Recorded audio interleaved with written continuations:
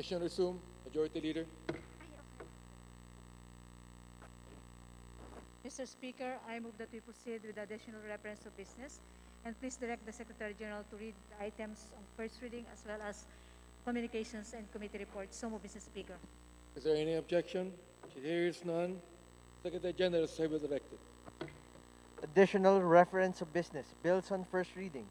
House Bill number 8506, requiring registration, license, and/or permit for the transport of all agricultural products and commodities. Representative Heron. To the Committee on Agriculture and Food. House Bill number 8507, establishing the Philippine National Public Park System. Representative Roman De Venecia, Arroyo, Benitez, Maceda, Revilla, Legarda, Tambunting, Santos Recto, Bolilla, Macapagal, Arroyo, Romualdo, Suntay, Kimbo, Defensor Lawrence, Avellano, Hofer, Rodriguez, Co Angelica, Escudero, Ongroni, Bagatsing, Belmonte, Alonte, Robes, Vergara, Sancopan de los Santos, Tiangco, and Singson Mihan. Public Works and Highways. House Bill number 8508, declaring every third Monday of February as a special non-working holiday for the whole municipality of Taytay, Rizal in celebration of Hamaka Festival or Araw ng Pagsasalamat. Representative Duavit. Local Government. House Bill number 8509, renewing for another 25 years the franchise granted to Meridian Telecoms Incorporated. Representative Pimentel. Legislative Processes. House Bill number 8510, providing for the conversion of San Jose Bangadama Road in the province of Iloilo into a national road. Representative Goroseta. Public Works and Highways. House Bill number 8511, providing for the establishment of a TESDA training and accreditation center in Sorsogon City, to be known as the Sorsogon City TESDA and Training Accreditation Center. Representative Escudero. To the Committee on Higher Education. House Bill number 85114, institutionalizing the 1989 UP-DND Accord. Representative Kimbo and Belmonte. Higher and Technical Education. House Bill number 8515, renewing for another 25 years the franchise granted to Nation Broadcasting Corporation. Representative Garbin. Legislative Franchises. House Bill number 8516, prohibiting the increase of rental rates on residential and commercial units and spaces for the duration of the COVID-19 pandemic. Representative Zubiri. Housing and Urban Development. House Bill number 8517, increasing the penalty for infidelity in the custody of prisoners. Representative Villafuerte. Division of Laws. House Bill number 8518, amending the Civil Code Article number 1403 on the statute of limitations regarding agreements for the sale of goods, chattels, and other things in action. Representative Villafuerte. Revision of Laws. House Bill number 8519, amending Section 14 of the Synchronized Election Law of 1991. Representative Villafuerte. To the Committee on Suffrage and Electoral Reforms. House Bill number 8520, amending the Penal Code, eliminating gender bias in qualified seduction and increasing the imposable penalty. Representative Villafuerte. Division of Laws. House Bill number 8521, amending the Civil Code Article 867. Representative Villafuerte. Division of Laws. House Bill number 8522, banning experiments on the cloning of human beings. Representative Villafuerte. On Science and Technology. House Bill number 8523, amending the Penal Code, eliminating gender bias in adultery and concubinage. Representative Villafuerte. Division of Laws. House Bill number 8524, requiring all creditors or lenders of funds to provide equal credit opportunities to all creditworthy persons applying for the same. Representative Villafuerte. To the Committee on Banks and Financial Intermediaries. House Bill number 8525, requiring the coverage for the treatment of infertility in any group health plan or health insurance. Representative Villafuerte. To the Committee on Health. House Bill number 8526, improving and strengthening the recruitment and training of Filipino teachers. Representative Villafuerte. To the Committee on Basic Education and Culture and the Committee on Higher and Technical Education. House Bill number 8527, regulating pawn shop establishment and operations. Representative Villafuerte. To the Committee on Banks and Financial Intermediaries. House Bill number 8528, requiring the use of Philippine-made materials in contracts for public works and providing for the blacklisting of contractors violating such requirement. Representative Villafuerte. Ready si Ami. to the Committee on Public Works and Highways, House Bill number 8529 to combat abuse and increase penalties for crimes against seniors, Representative Villafuerte. to the Special Committee on Senior Citizens, House Bill number 8530 granting women equal opportunity to athletic scholarship and to prize of sports, Representative Villafuerte. 8, what? House Bill number 8530 granting women equal opportunity to athletic scholarship and to prizes of sports, Representative Villafuerte. 850 to the Committee on Youth and Sports Development, House Bill number 8531 establishing a comprehensive training program for teachers of children with handicap, Representative Villafuerte. to the Committee on Basic Education and Culture, House Bill number 8532 to provide computer innovative assistance programs to elementary and secondary teachers, Representative Villafuerte. to the Committee on Basic Education and Culture, House Bill number 8533 providing for the evaluation of public and private programs in order to reduce the rate of teenage pregnancy, Representative Villafuerte. to the Committee on Youth and Sports Development, House Bill number 8534 to combat the crime of international trafficking and to protect the rights of victims, Representative Villafuerte. to the Committee on Welfare of Children, House Bill number 8535 curbing the practice of imposing unfunded mandates on LGUs, Representative Villafuerte. to the Committee on Local Government, House Bill number 8536 ordaining institutional responsibility in giving testimony in criminal cases and providing penalties for violations, Representative Villafuerte. to the Committee on Justice, House Bill number 8537 prescribing labeling requirements for foods which contain saturated fat and cholesterol, Representative Villafuerte. to the Committee on Trade and Industry and the Committee on Health, House Bill number 8538 making the malversation of reclaimed lands a crime, Representative Villafuerte. to the Committee on Justice, House Bill number 8539 to ensure that older or disabled persons are protected from institutional, community, and domestic violence and sexual assault and to improve the outreach efforts and other services available to older or disabled persons victimized by such violence, Representative Villafuerte. to the Special Committee on Senior Citizens and the Special Committee on Persons with Disabilities, House Bill number 8540 amending the Civil Code, providing for the use of videotapes and other similar visual recording device for testamentary disposition of the estate of the decedent, Representative Villafuerte. to the Committee on Justice, House Bill number 8541 creating a national women's business enterprise policy, Representative Villafuerte. to the Committee on Women and Gender Equality, House Bill number 8542 increasing the penalties under Article 217 of the Revised Penal Code, Representative Baronda. to the Committee on Revision of Laws, House Bill number 8543 increasing the penalties under the Anti-Graft and Corrupt Practices Act, Representative Baronda. to the Committee on Revision of Laws, House Bill number 8544 upholding the academic freedom of all academic institutions, Representative Elago, Castro France, Zarate, Gaite, Colyamat, and Brosas. to the Committee on Higher and Technical Education, House Bill number 8545 amending the UP Charter of 2008, Representative Elago, Castro France, Zarate, Gaite, Colyamat, and Brosas. to the Committee on Higher and Technical Education, House Bill number 8546 to strengthen and uphold the freedom of teachers and students to teach, study, and pursue knowledge and research without unreasonable interference or restriction in all higher education institutions in the Philippines, Representative Rodriguez. to the Committee on Higher and Technical Education, House Bill number 8547 providing for a retirement law for judiciary officials conferred with judicial rank, salary, and privileges, Representative Rodriguez.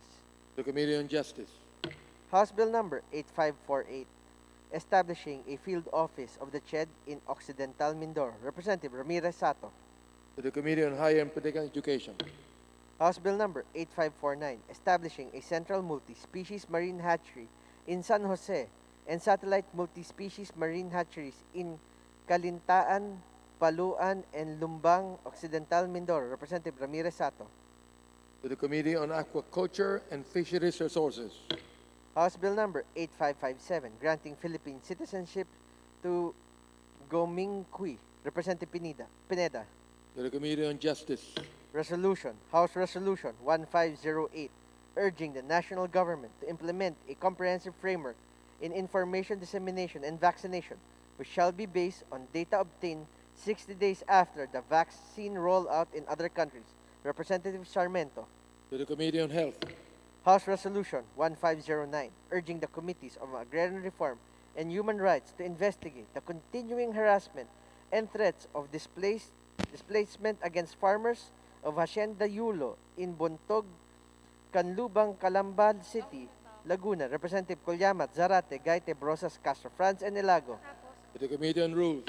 House Resolution 1510, strongly urging the DICT in coordination with the Mindanao Development Authority and the LGUs concerned with the establishment of ICT facilities in Mangsi Island, Palawan, and Taganak Island, Tawi-Tawi, to fast-track integration and ensure participation of these border areas in the various BIMPI EAGA sub-regional cooperation programs. Representative Kanama and Acosta. To the Committee on Information and Communication Technology. House Resolution 1511, urging the DND to reconsider the unilateral abrogation of the June 30, 1989 UP-DND Accord. Representative Rodriguez. To the Committee on Higher and Technical Education and the Committee on National Defense and Security. House Resolution 1512, directing the Committee on Agriculture to inquire on the rising pork prices. Representative Kimbo. To the Committee on Rules. House Resolution 1513, congratulating Camille Kalimlim Tauton on her appointment as Deputy Commissioner of the USA's Bureau of Reclamation. Representative De Venecia. To the Committee on Rules. House Resolution 1514, urgently requesting the Committees on Public Accounts and Appropriations to perform the review, processing, and interpretation of data submitted by the national government agencies pursuant to the provisions of the GAA. Representative Garcia, Jose Enrico, Kimbo, Aglipay, Matugas, Hernandez, Revilla, Vergara, Alonte, Robes, Zubiri, and Daza. To the Committee on Rules.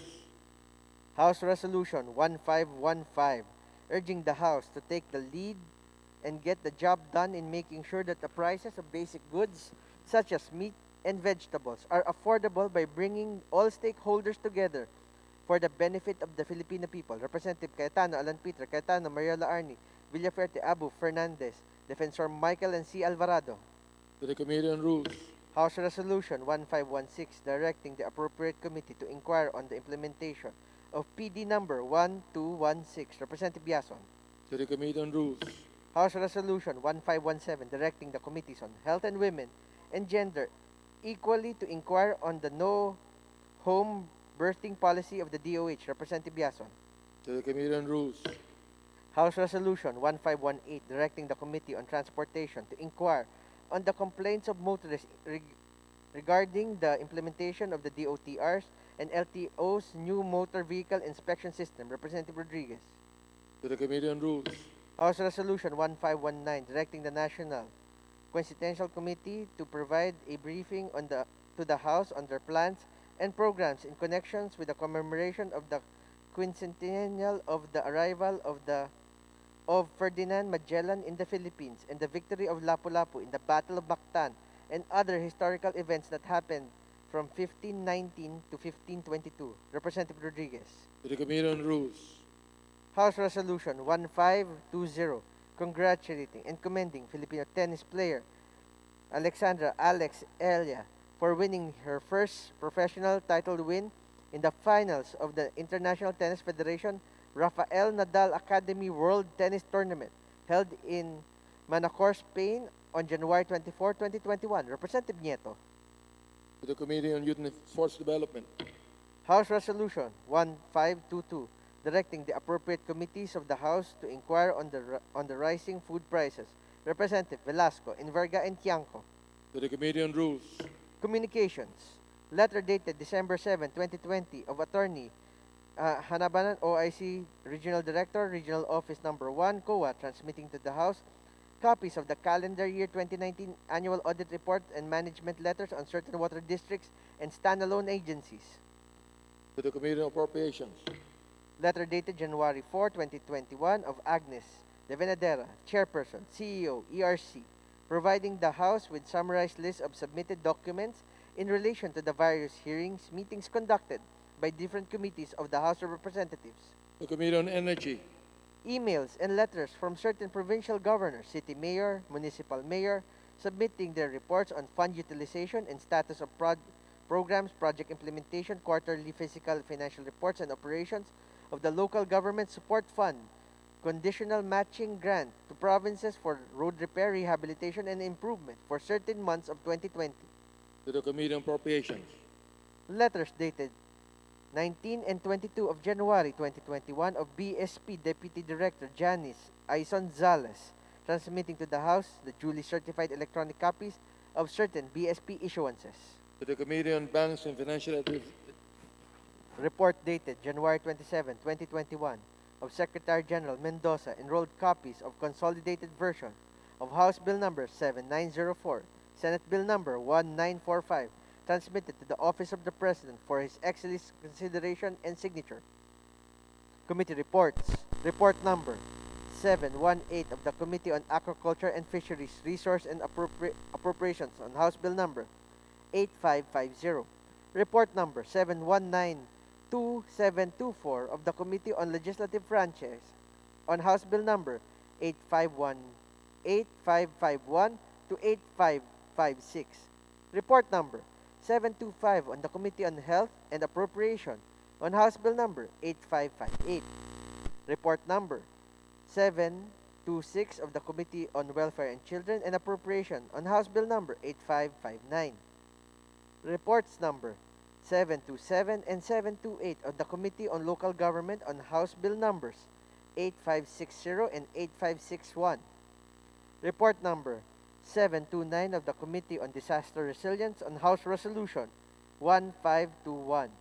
Report number 730 on the Committee on Local Government on House Bill number 6535.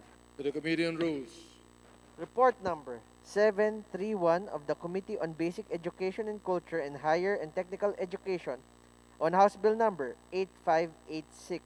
Report number 732 on the Committee on Science on House Resolution 561. to the Committee on Rules, Majority Leader,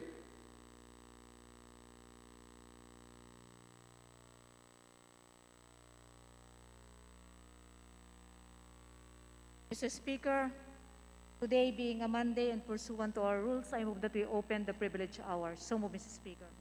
is there any objection? There being none, the Chair declares a privilege hour. Mr. Speaker, I move that we recognize Honorable Amihildas J. Sangkopan of Party List Amin to avail of the privilege hour. So move, Mr. Speaker. The Honorable Sangkopan is hereby recognized.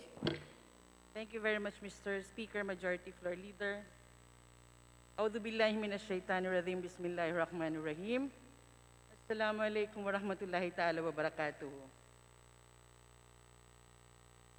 Mr. Speaker, dear colleagues of this House of the People, allow me to greet each and every one of you a happy World Hijab Day.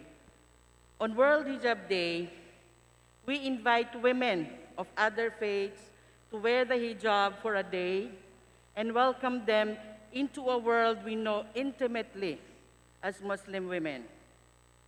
Through the years, we've had non-Muslim women share with us their own experience with the hijab. Their stories range from those of finding quiet empowerment under the veil to stories of being discriminated against because of a piece of cloth that they've decided to wear. But more than just a piece of cloth, Mr. Speaker, dear colleagues, hijab is used to modestly cover our heads and our chest. The act of wearing the hijab is a huge undertaking that lays claim to our rightful space in society as a Muslim and as a woman. And through this experience of wearing hijab every February 1st, it has been opening more doors to foster better understanding and solidarity among women. By and by, we are teaching the world that wearing the hijab is not an obligation nor an act of oppression. It is, in fact, an act of empowerment and a conscious decision among women, regardless of faith, that amounts to a change in today's world where discrimination has become rampant and universal, prejudiced, and cruel. In Kosovo, a woman police officer was once fired from her job because of her hijab. She even went to court and filed her case twice before the court finally ruled in her favor and got reinstated. In Singapore, a government hospital worker was forced to remove her hijab every day before the start of her shift because she was told that she cannot work there if she wears her hijab. Here in the Philippines, at one point, there were some universities who banned Muslim students from wearing hijab. Some of these students are forced to strip their hijab to comply with the school's rules and regulations, while some are forced to drop out and transfer to other institutions. These, my dear colleagues, Mr. Speaker, are clear violations of the students' freedom of religion. The annual observance of the World Hijab Day is not just for women who chose to wear hijab. It is also not just about non-Muslim women expressing solidarity for women who choose to donate. It is an opportunity for all of us to empower these women, especially if it's for their freedom to choose how they will live and practice their faith. After all, in a multicultural country like ours, peace should be everybody's business. So allow me to thank the 203 members of this august body who voted and passed on third and final reading last January 26, House Bill number 8249, declaring February 1 of every year as our National Hijab Day. This simple piece of legislation is a small step toward making all sectors in the country, particularly the employment and education sectors, to promote respect for diversity in religious beliefs and practices. These simple measures empowers all stakeholders to continue educating young minds about cultural sensitivities, policies, and programs that reflect the ideals of House Bill 8249. Let me also use this opportunity to fervently ask our counterparts in the Senate, our beloved senators, to espouse the counterpart bill that will accomplish this legislation as we continue to raise awareness that will put to rest all forms of discriminations. For us in Anak Mindanao Party List, the completion of this legislation has been our aspiration since the 16th Congress, when my predecessor, then Amin Representative, now Mayor of Isabela City, Basilan Province, City Jalia Dada Turabin Hataman, filed this bill enjoining women of all religion and background to experience wearing hijab even for a day. We wanted to bring Muslim women together with other women to support one another and together cultivate a community where support, encouragement, and oneness spring. That by experiencing hijab and understanding its very meaning, we are gaining an ally from other women, even if their faith is different from ours. Fittingly, Mr. Speaker, dear colleagues, the World Hijab Day is in actuality a gift. Because if a woman makes a conscious decision to wear her hijab every day to show her respect for her religion, deserves the world's admiration for her show of faith. Because if a woman who decides to wear her hijab despite the minefield of false assumptions and misguided assertions, deserves the world's respect for her show of courage. Because, Mr. Speaker, dear colleagues, if a woman who decides to wear her hijab because she knew it was her right, deserves the world's respect because she exercises her freedom. The hijab is a sign of our identity, my identity, Mr. Speaker, dear colleagues. It represents our faith, my faith, Mr. Speaker, dear colleagues. I am a Muslim woman, a hijabi, and I say that with deep respect for those who seek to understand this.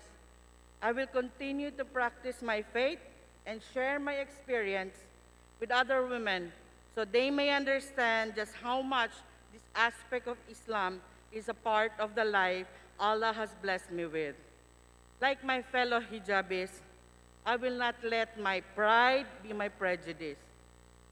Thus, I encourage everyone to be strong in solidarity and help provide spaces in which our women can feel truly strong in their hijab. Help us end hijabophobia. Maraming salamat po. Thank you and wassalamualaikum warahmatullahi ta'ala wabarakatuh. Majority Leader. Mr. Speaker. Mr. Speaker, I move that we recognize the Honorable Apid de Los Santos for his manifestation. So move, Mr. Speaker.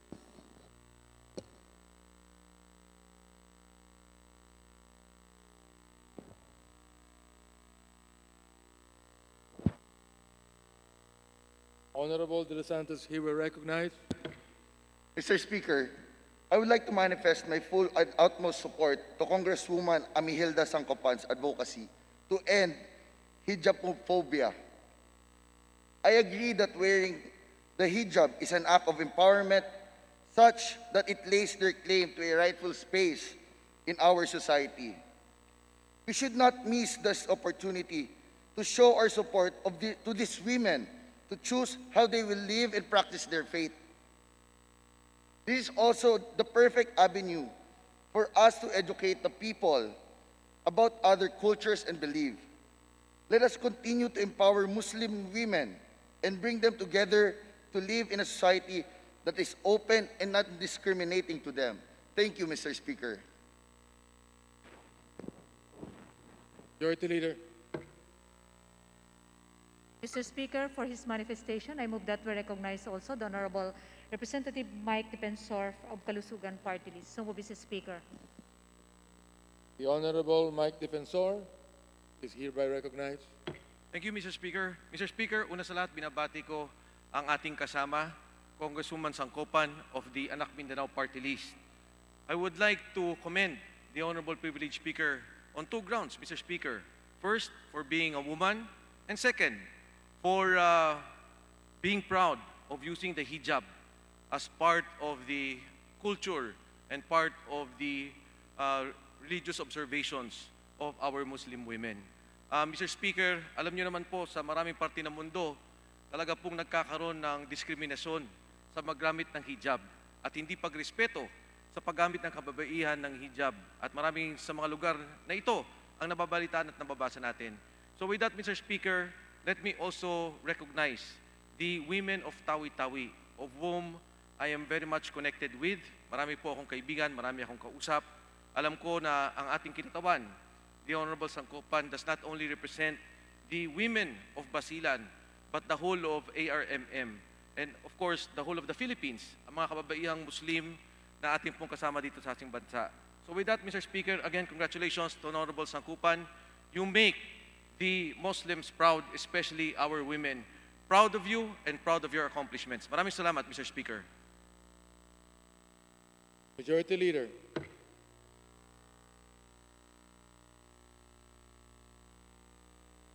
Mr. Speaker, I move that the privileged speech and its manifestation be referred to the Committee on Rules for its appropriate action. So move, Mr. Speaker. Is there any objection? Hearing none, same is approved. And thank you, Congressman Sangcopan, for that privileged speech. Majority Leader. Mr. Speaker, I now move that the gentleman of the party list, Buhay, the Honorable Deputy Speaker, Jose L. Atienza, be recognized to avail of the privilege hour. Honorable Jose Atienza, Deputy Speaker of the Party List Buhay, is hereby recognized.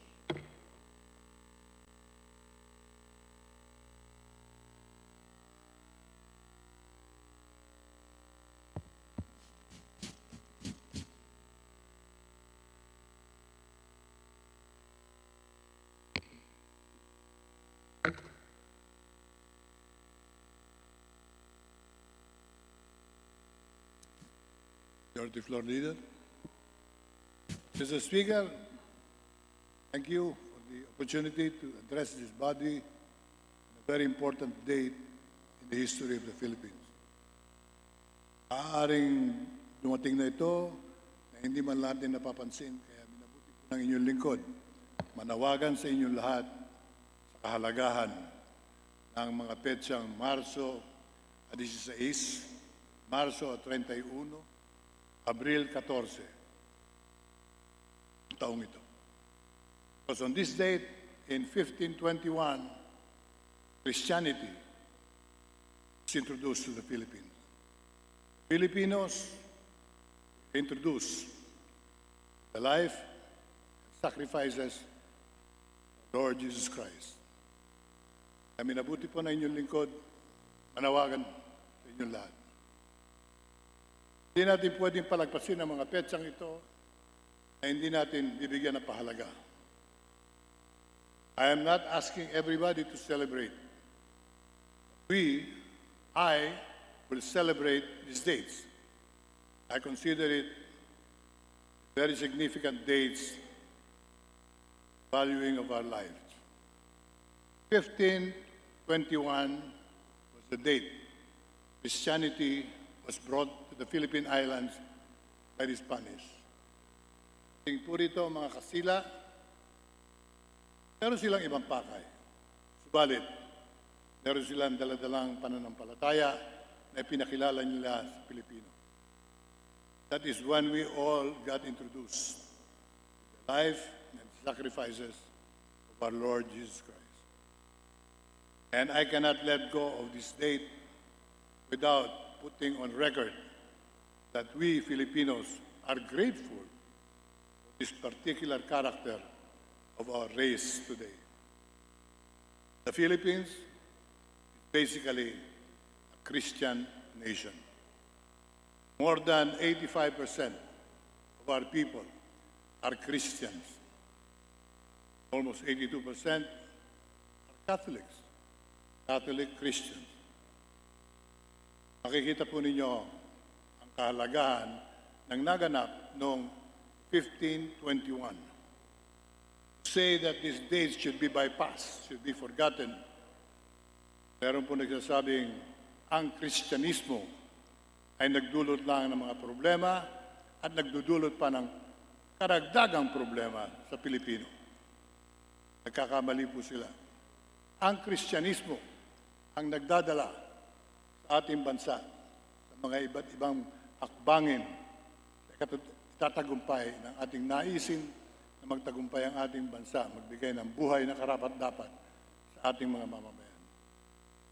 Magmula po nung simula na tayo ay napakilala ng Ginoong Jesucristo, nagbago na po ang ating pananaw at nagkaroon ng kabuluhan ang buhay nating tinatahak sa mundong ito. Today, I stand here proud as a Christian Catholic because I believe that my life has been given meaning and value because of my faith. Otherwise, people will be born and people will die without even realizing what they were born for and what they had to live for. Sa ngayon, malinaw na malinaw po sa atin kung bakit tayo sinilang at saan tayo dapat patungo sa piling ng Panginoon sa darating na panahon. During those years, Mr. Speaker,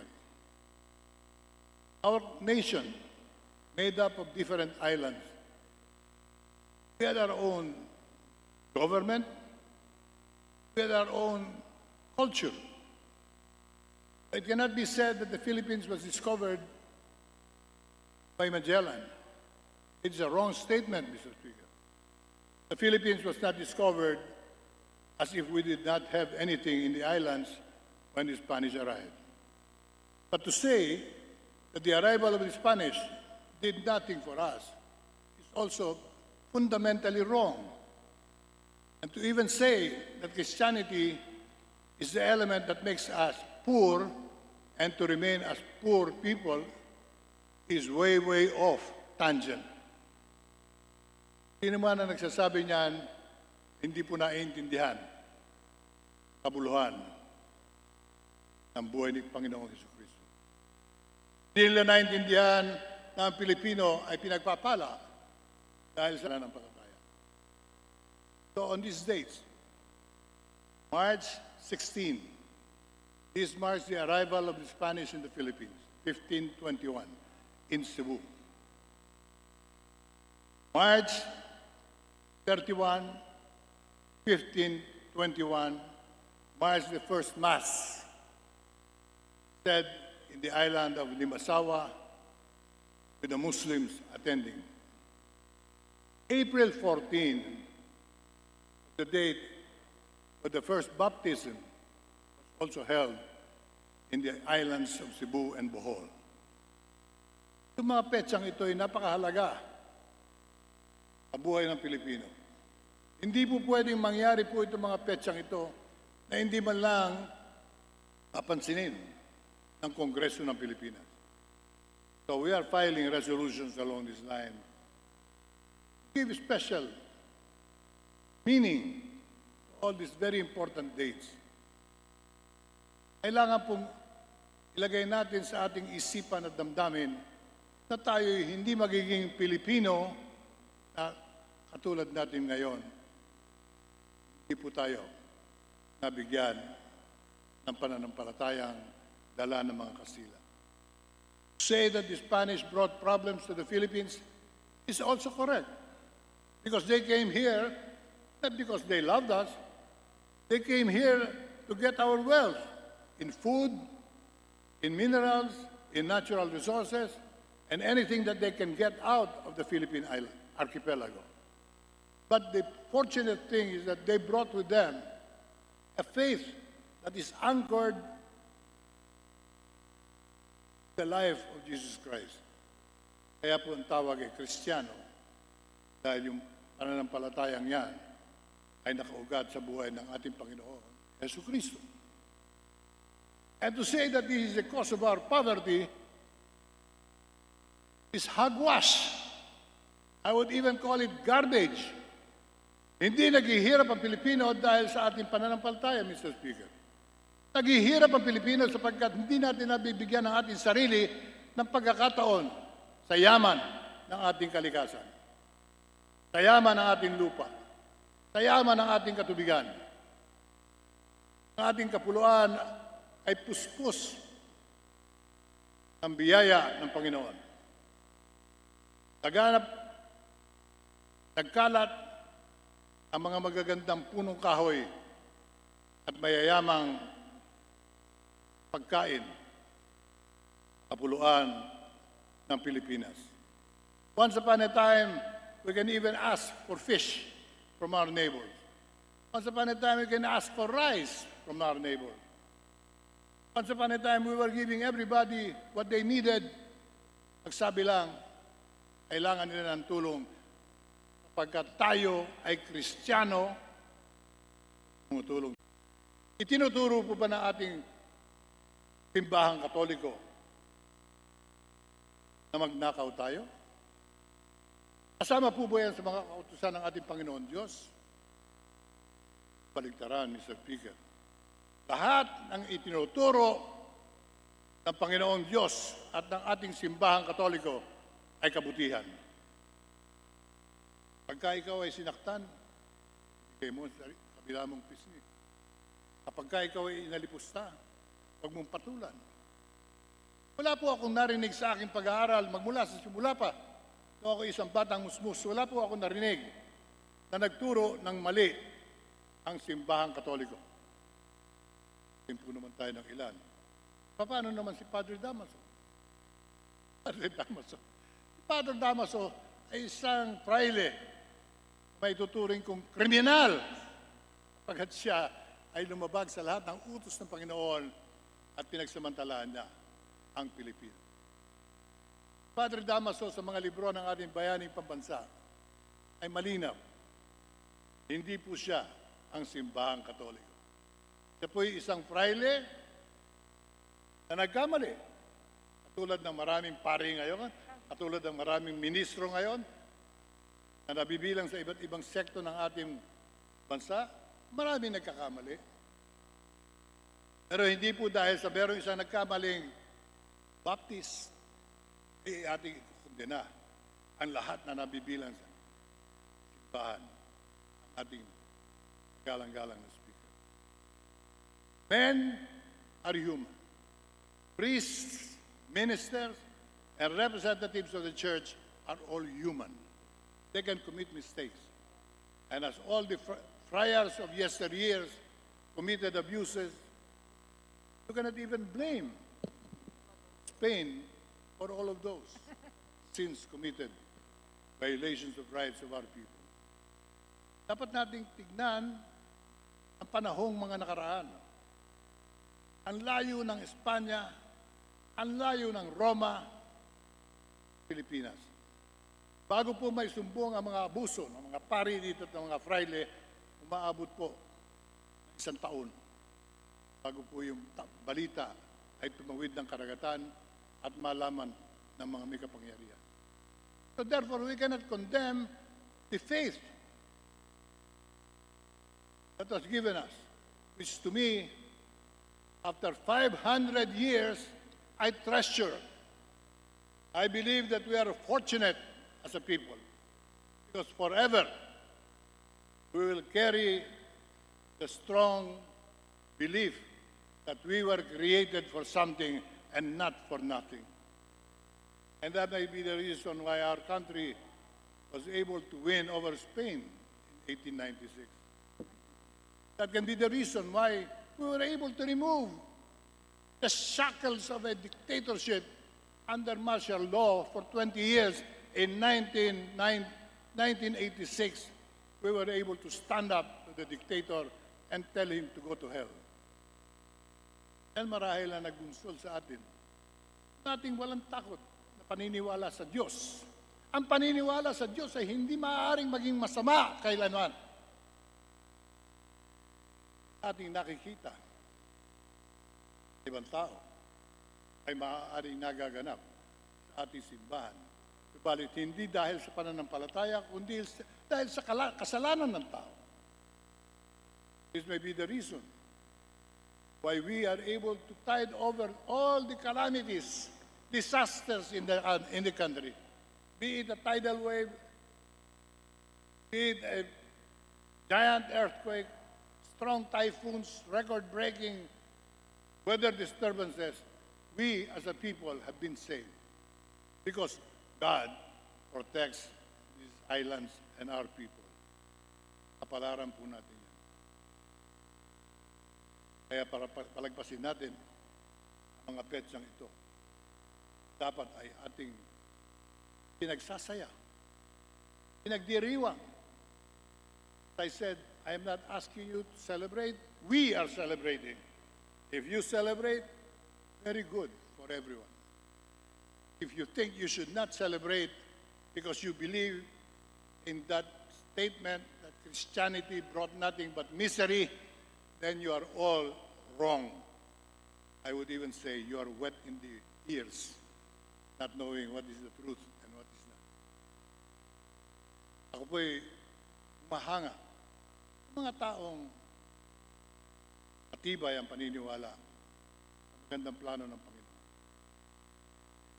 Ako'y naniniwala at tunay na kagitingan mga taong katulad ni San Lorenzo Ruiz, isang misyonaryo, pangkaraniwang tao, nagpunta sa Japan upang pakalati ng Kristyanismo, pinuli, sinentensyahan, nilitsyon ng buhay.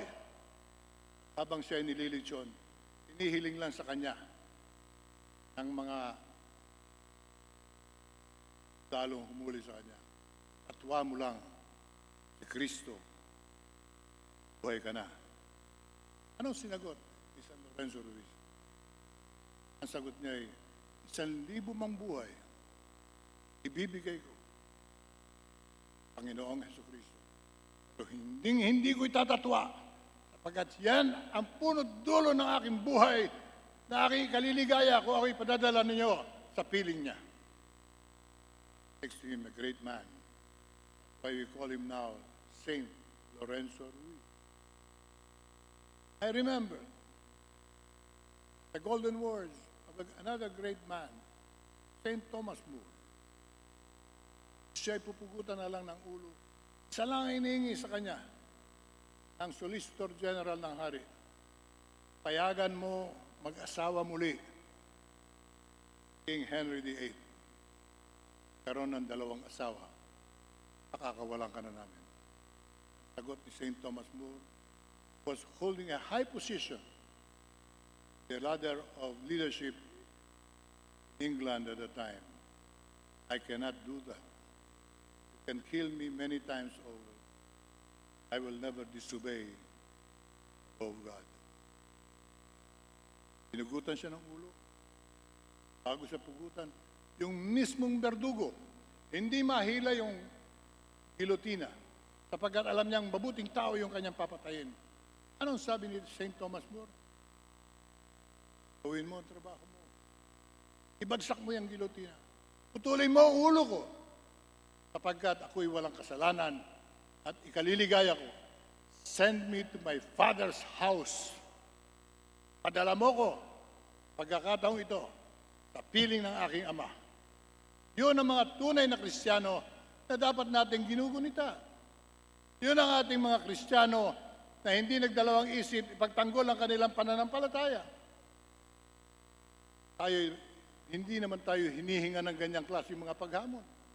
Sa panahon natin ngayon, you can even say anything. You can stand up for anything. You can criticize anybody. Nobody's asking us to sacrifice our lives. But we must remember, and we must never forget, the time when Christianity was introduced to our people.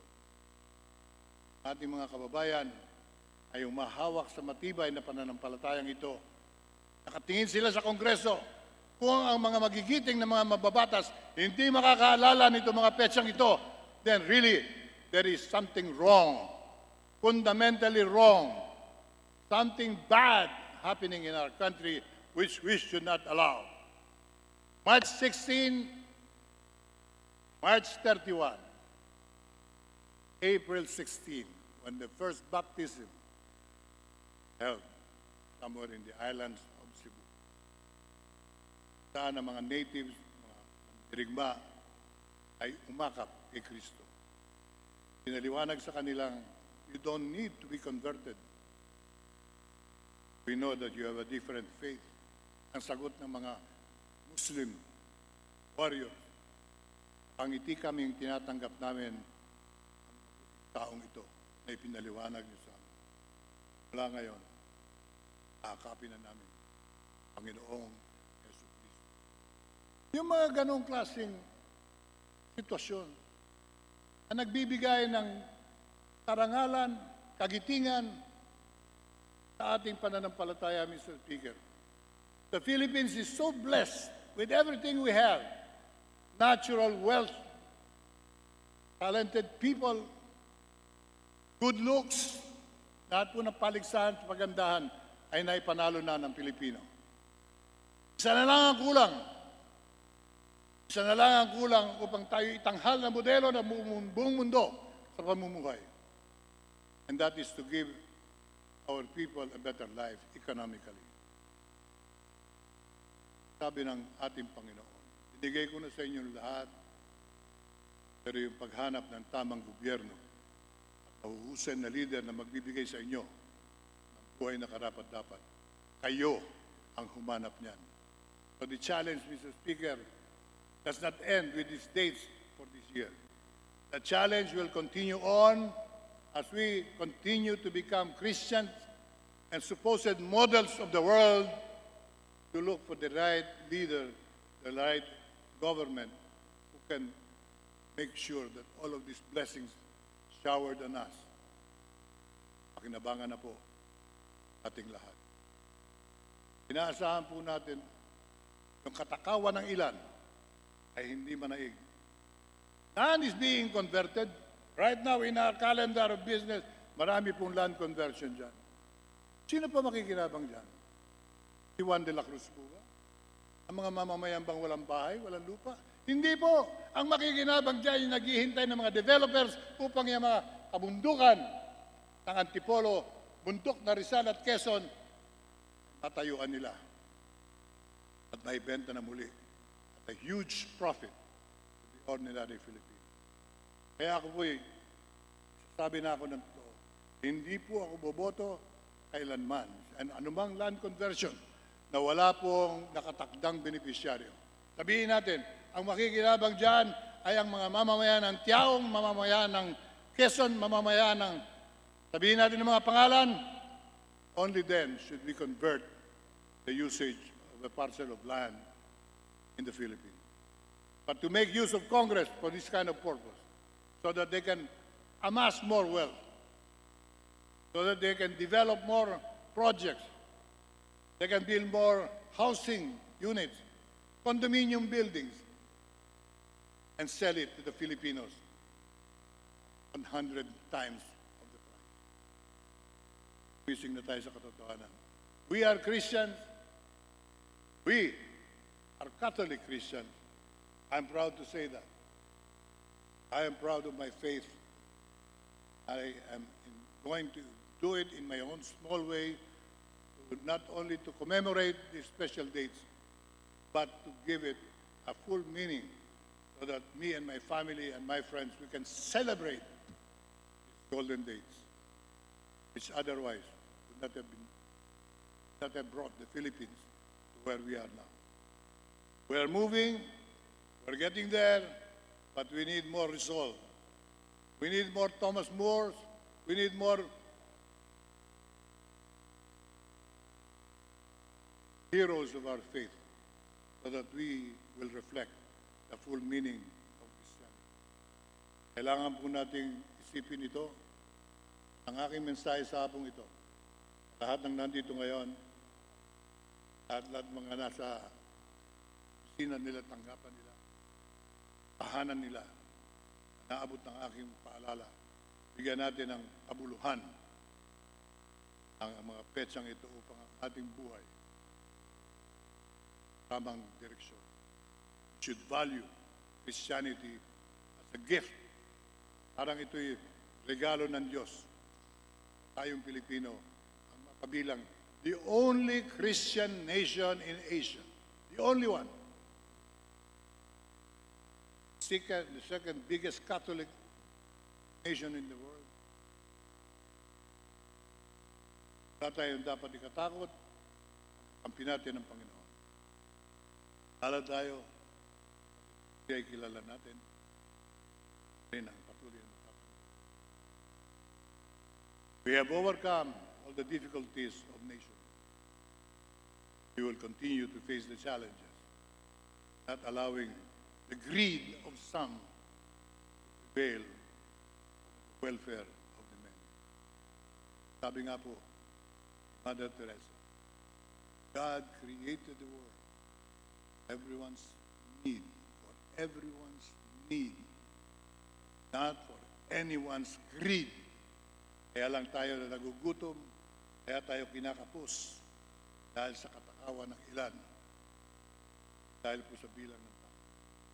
Bilang ng tao, ay kaya, grasya ng Panginoon. Maraming tao, maraming tulong darating sa atin.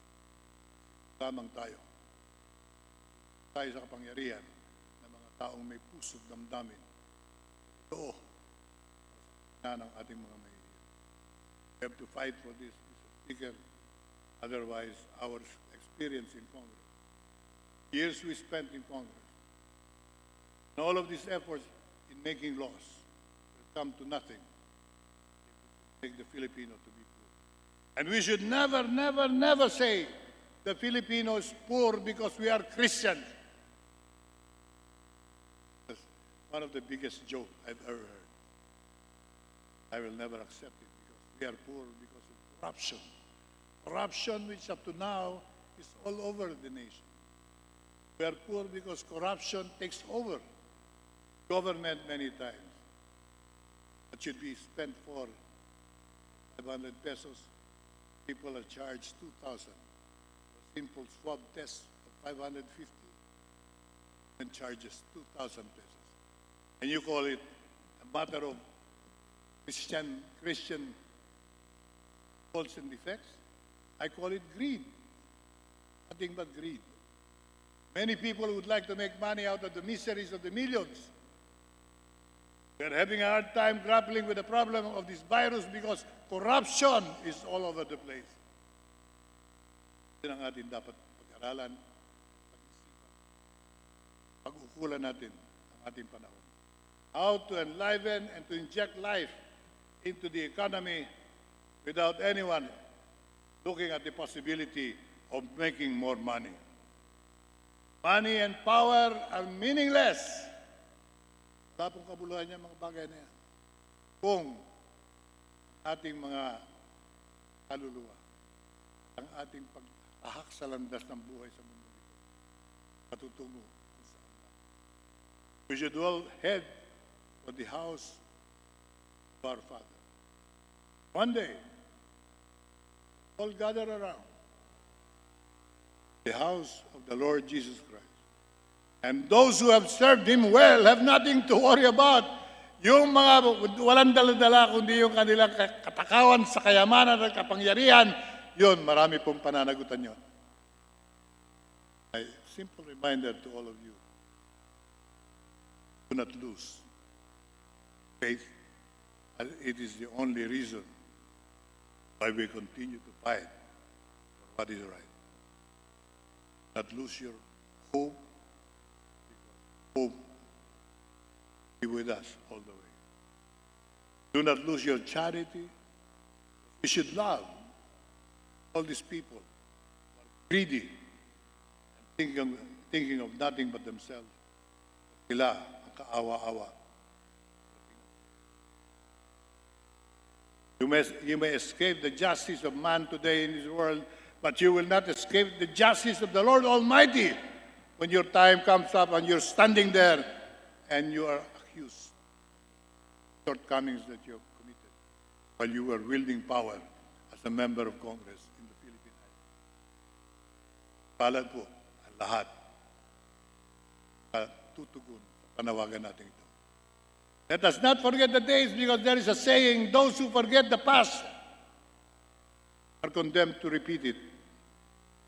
Ang hindi lumilingon sa pinanggalingan, hindi darating sa paruroonan.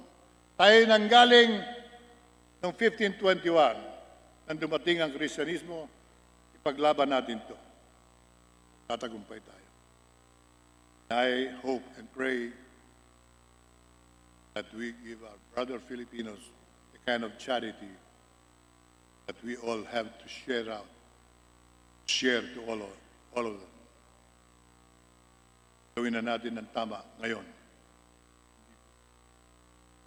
Maraming salamat po, Mr. Speaker, sa inyong pakikinig. Alam ko namang kayo'y Kristiyano rin.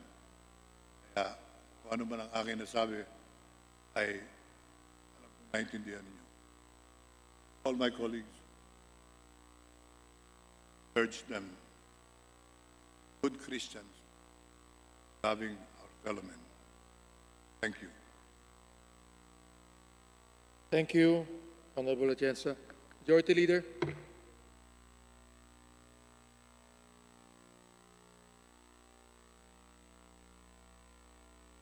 Mr. Speaker, I move that we refer the speech of the Honorable Deputy Speaker Atienza to the Committee on Rules for its appropriate action. I so move, Mr. Is there any objection? Hearing none, then is approved.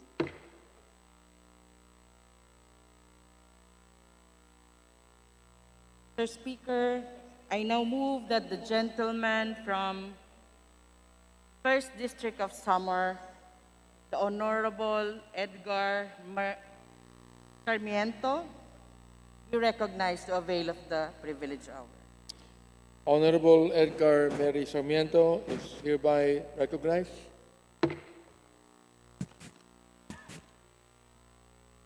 Maraming salamat, Mr. Speaker.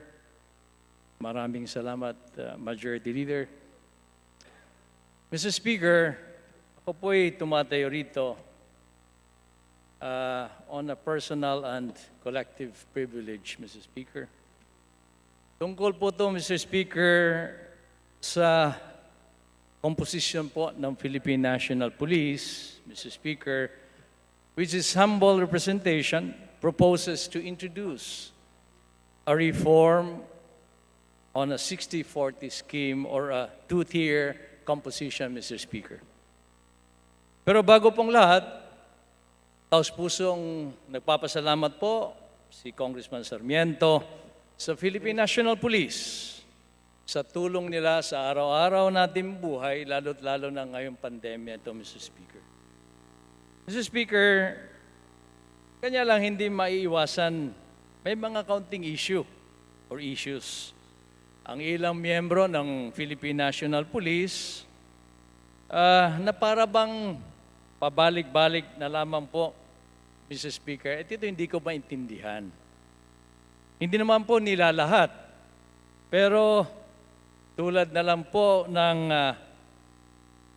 4 na pulis na nahuli sa isang drug laboratory sa Subic Bay Freeport Zone. At ang masakit pa ay yung medyong umingay na pulis na binaril ang isang ina at ang isang ama. Ito po ang mga issues na dapat iniiwasan at hindi naman nila lahat. Ika nga, Mr. Speaker, ang masamang gawain ng iilan ay nakakasira sa imahe ng nakakarami o ang institusyon. Bakit kaya? Mr. Speaker, noong pinasa po ang Republic Act numero 6975, the Department of Interiors and Local Government Act of 1990, bago maging pulis, kailangan lang po ng 72 units sa kolehiyo.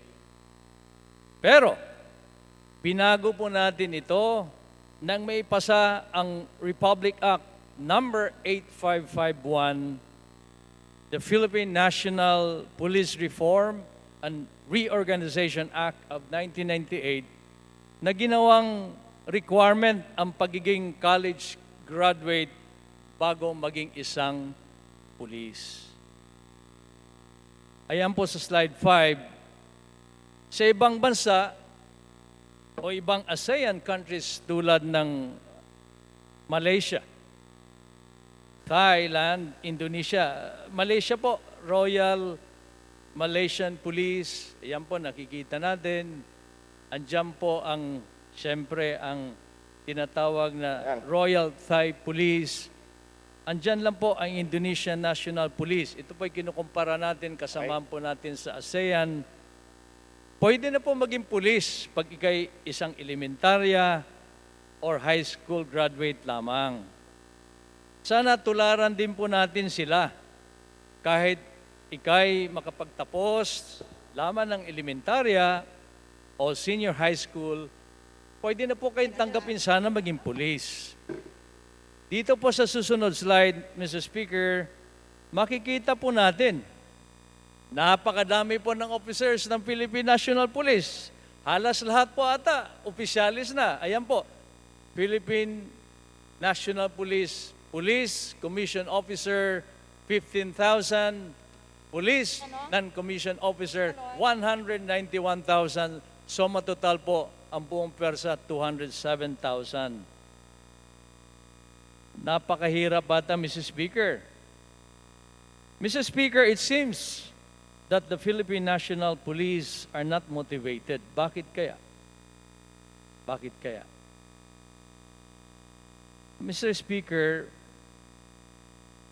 I think they are not motivated in patrolling the community and accomplishing their daily practical enforcement of law because all of them are college graduates, Mr. Speaker. Hindi naman po na minamaliit natin, pero sa New York po, na kilalang-kilala ang syudad sa buong mundo, Bago po kayong maging pulis, pwede na po, high school graduate. Patrolman na po kayo, pulis kayo. Sino po ba, Mr. Speaker, ang papayag na magpatrol kapag college graduate po kayo? Parang hindi po ata akma. Kaya nagsasalita ako rito, Mr. Speaker, para bigyan po ng hustisya ang uniform service. Kung college graduate kayo, dapat bigyan kayo ng trabaho na angkop sa isang college graduate o hanay ng police non-commissioned officers. Kasama dapat kayo sa epektibong pagpapatabo ng organisasyon po ng Philippine National Police, Mr. Speaker. Huwag sana po natin masamayin ito ng mga kasamahan natin sa Philippine National Police. Gusto ko lang po ipaalam sa lahat that this representation from the 1st District of Samar is one of those who passionately love the uniform service of this land.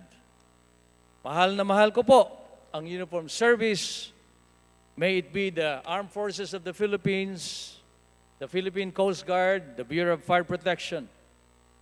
Kaya lang mas lalalim pa siguro ang aking pagmamahal kung makikita ko po napapunta po tayo sa direksyon sa reforma sa ikabubuti po ng Philippine National Police. Para malaman lang po natin ang mga ginawa ko po, lalo na sa hanay po ng Philippine National Police. Ako po ay kasama ng Joint Resolution Number 1. Isa po sa principal authors ng series of 2018, ito pong tinatawag authorizing the increase of the base pay of the military and the uniform service in the government. Ito pong Republic Act 11-200 kung saan binago po natin ang ranggo po, the rank classification from civilian to military rank, kasama rin po ako noon. Kasama ko po noon si Chairman Acop. Ito pong 11-79 kung saan binalik po natin ang Philippine National Police Academy at ang National Police Training Institute mula sa Philippine Public Safety College pabalik po sa Philippine National Police. Dito po sa susunod na slide, makikita po natin kung ano pong pakay ng representasyon nito, Mr. Speaker. I believe, Mr. Speaker, this is now the right time we evaluate the composition of the Philippine National Police. It's about time that we should implement a two-tier system.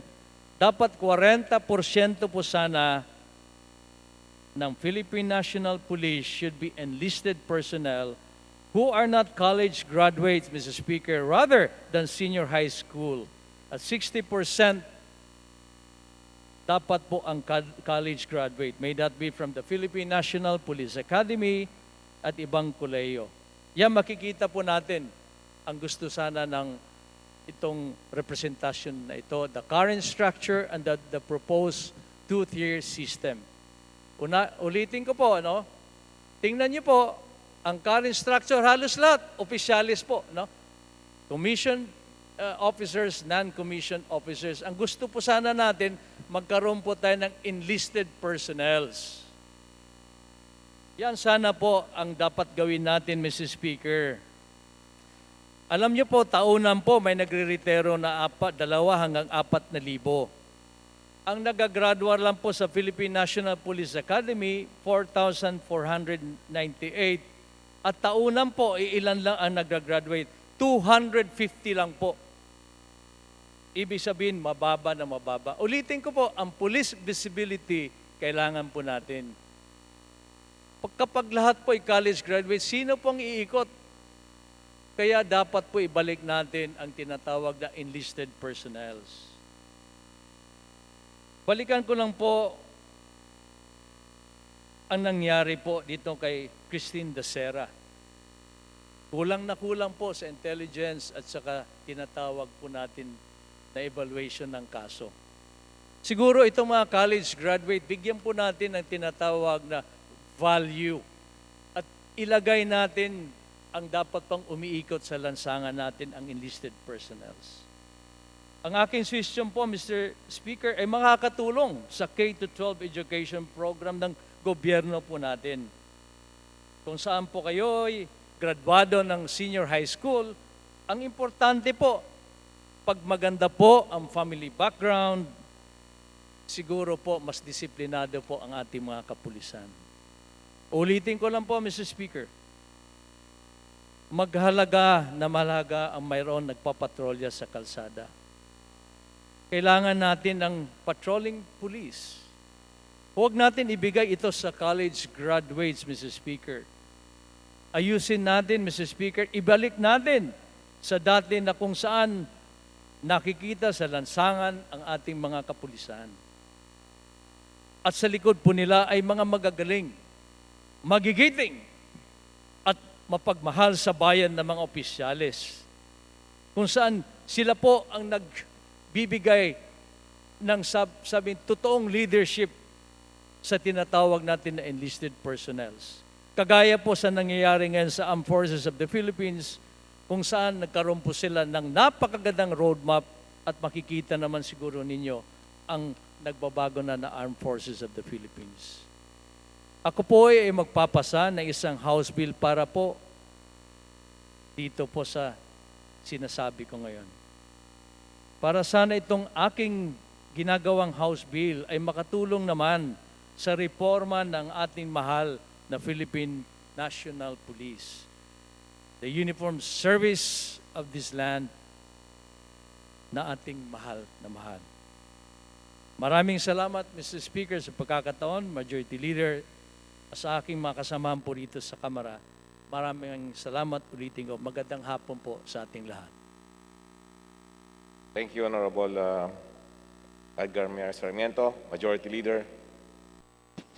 Mr. Speaker, I move to refer the speech of the Honorable Edgar Mary Sarmiento to the Committee on Rules for its appropriate action. Is there any objection? I hear none, then the motion is approved. Majority Leader. Mr. Speaker, I now move to recognize the Honorable David J.J. C. Suarez of the 2nd District of Quezon for his privileged speech. So move, Mr. Speaker. The Honorable Representative David J.J. Suarez is hereby recognized.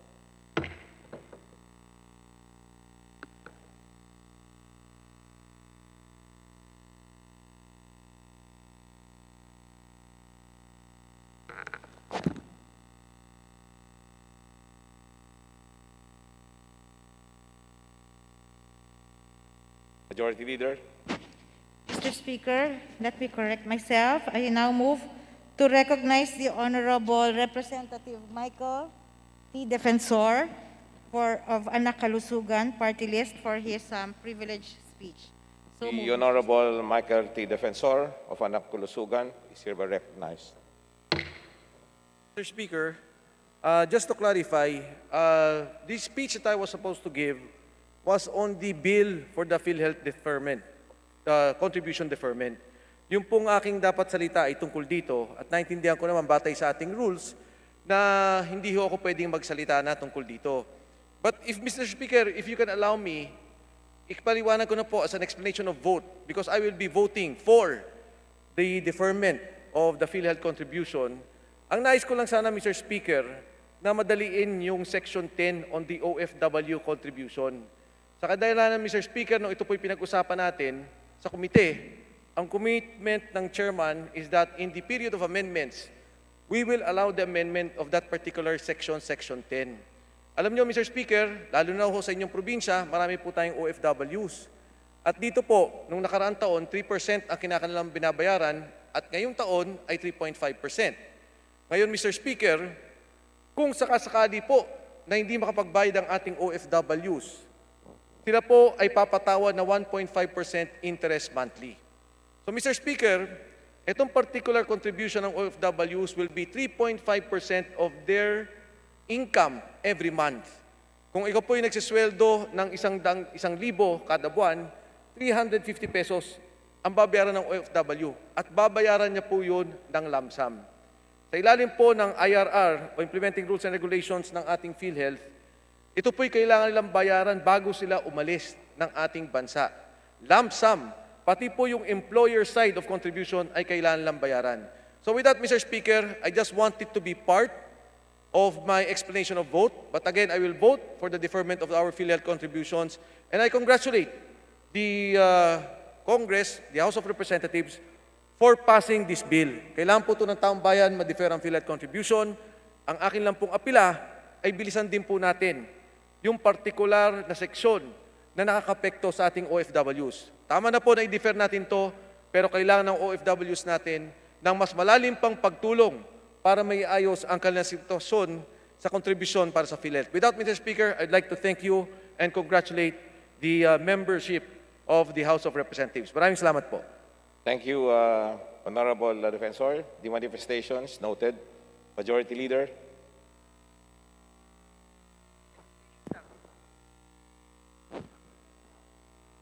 Mr. Speaker, I now move to recognize the Honorable Franz L. Castro of Party List Act Teachers for her privileged speech. The Honorable Franz Castro is hereby recognized. Maraming salamat, Ginoong Speaker. Magandang araw, Ginoong Speaker, at sa mga kapwa ko kinatawan. Sa darating na ika-4 ng Pebrero ay ang ika-122 anibersaryo ng unang putok ng digmaang Pilipino-Amerikano. Ngayong 2021, ang ikalawang Filipino-American War Memorial Day sa bisa ng Republic Act 11304 na sinulong ng ACT Teachers Party List mula noong 2012. Mahalagang alam at binabalik-balikan natin ang tunay na kasaysayan hango sa pananaw ng mga Filipino at hindi sa perspektibo ng mga mananakop na Amerikano. Ano nga ba ang digmaang Pilipino-Amerikano sa ating kasaysayan? Hindi insureksyon gaya ng pinalaganap ng Estados Unidos, kundi isa itong revolusyonaryong digmaang nilunsad ng sambayanang Pilipino upang igiit ang ating kalayaan at soberanya laban sa panibagong pangongolonya. Inuugat ng mga mananaliksik sa kasaysayan ang digmaan sa pagtanggi ng unang republika sa Tratado ng Paris kung saan magpapalit kamay lang ang pangongolonya sa Pilipinas mula sa Kastila patungong Estados Unidos. Ayon sa mga tala, noong gabi ng Pebrero 4, 1899, pinaputukan ng tropang Amerikano ang 3 sundalong Filipino na nagpapatrolya sa ating sariling bayan. Ang unang putok na ito ay naganap sa panulukan ng Sosiego at Silencio, Santa Mesa, Manila, ang sinasabing hudyat ng simula ng digmaang Filipino-Amerikano. Sa ilang putok ng rifle ng dayuhan na umaaktong sa kanila ang bayang kanilang sinalakay, ay pinahimasukan, sinimulan ang pagwasak sa Sosiego at Silencio, o kapayapaan at katahimikan ng ating bansa. Maraming historiador ang nagsasabi, hindi ito hudyat, kundi pagdadahilan o sinadyang pretext lamang upang tuluyang supilin at sakupin ng Estados Unidos ang maliit nating bansa. Bilang dating guro at kinatawan ng mga guro, mahalaga na nakapaloob pa rin sa ating kurikulum at sa mga asignaturang araling panlipunan ang tunay na kasaysayan ng ating bansa upang hindi ito malimot at mabigyang halaga ng mga susunod pang henerasyon. Kung babalikan noong 2014, Ginoong Speaker, bilang bahagi ng tinatawag nating education reforms sa ilalim ng K-12 program,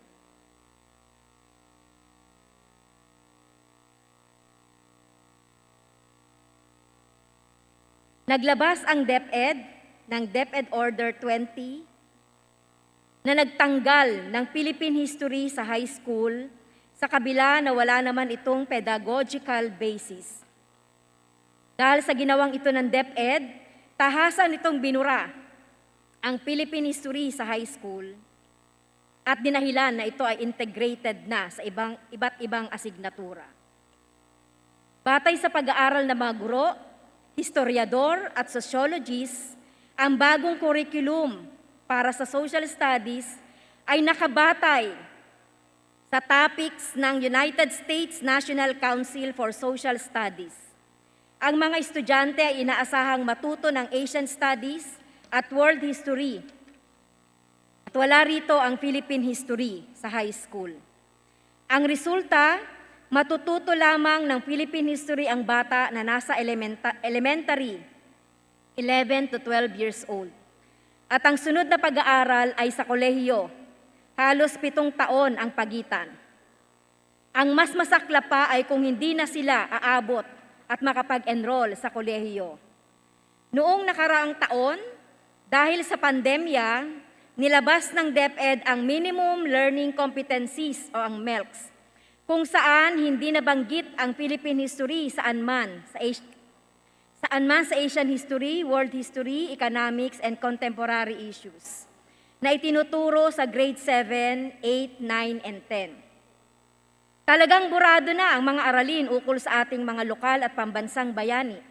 Mga revolusyonaryong kilusan gaya ng Katipunan, Bagong Katipunan at mga lokal na liberation movements at ang mga mahalagang kaganapan na humuhulma sa atin bilang isang bansa. Kaya Ginoong Speaker, ang kinatawan na ito ay nananawagan na kasabay ng paggunita natin ng Philippine-American War Day sa February 4, dapat na ibalik bilang stand-alone subject sa high school ang Philippine History. Dahil sa haba ng ating kasaysayan. Ika nga, ang hindi marunong lumingon sa pinanggalingan ay hindi makakaroon American War and the imposition of U.S. colonial rule. Mag-iisang taon na mula ito ang naihain. Kaya naman po, hindi pa ito natatalakay. Kaya po, Ginoong Speaker, ito po ay napapanahon. Salamat po, Ginoong Speaker at mga kapwa kinatawan. Magandang hapon sa ating lahat. Mr. Speaker, Majority Leader. I move that to recognize the Honorable Sara Ilago of Kabataan Party List for her manifestation. So move, Mr. Speaker. The Honorable Sara Ilago is hereby recognized. Maraming salamat, Ginoong Speaker. Ang representasyon na ito ng kabataan ay nakikiisa sa panawagan ng representante ng ACT Teachers Party List sa panawagan na hindi lamang natin gunitain ang Philippine-American War Day, kundi kinakailangan po na balikan ang panawagan natin sa Department of Education, sa Commission on Higher Education, na muling balikan ang mga pagbabago na ginawa nito sa curriculum sa implementation ng K-12, mula sa pag-aaral ng Philippine History hanggang doon sa reduction ng general education subjects sa kolehiyo. Nagkaroon po ng pagtutulungan ang mga guro, kasama ng mga estudyante at education support personnel sa ilalim ng tanggol wika at kasaysayan na nagigiit ng pagbabalik hindi lamang ng pag-aaral ng kasaysayan sa kolehiyo, kundi iyon pong pagbabalik ng Filipino subject bilang wika ng pananaliksik, wika na ginagamit sa iba't pag-aaral na may kinalaman sa pagpapaunlad ng ating bansa, sa agham, sa teknolohiya, sa medisina, at marami pang ibang mga larangan. Kaya muli, ang representasyon na ito ng kabataan ay naninindigan na kinakailangan na ibalik ang pag-aaral ng kasaysayan ng Pilipinas, ang kasaysayan ng sambayan ng Pilipino, sa lahat ng antas ng pag-aaral sa sistema ng ating edukasyon. Maraming salamat, Ginoong Speaker. Thank you, Honorable Sara Ilago. Majority Leader.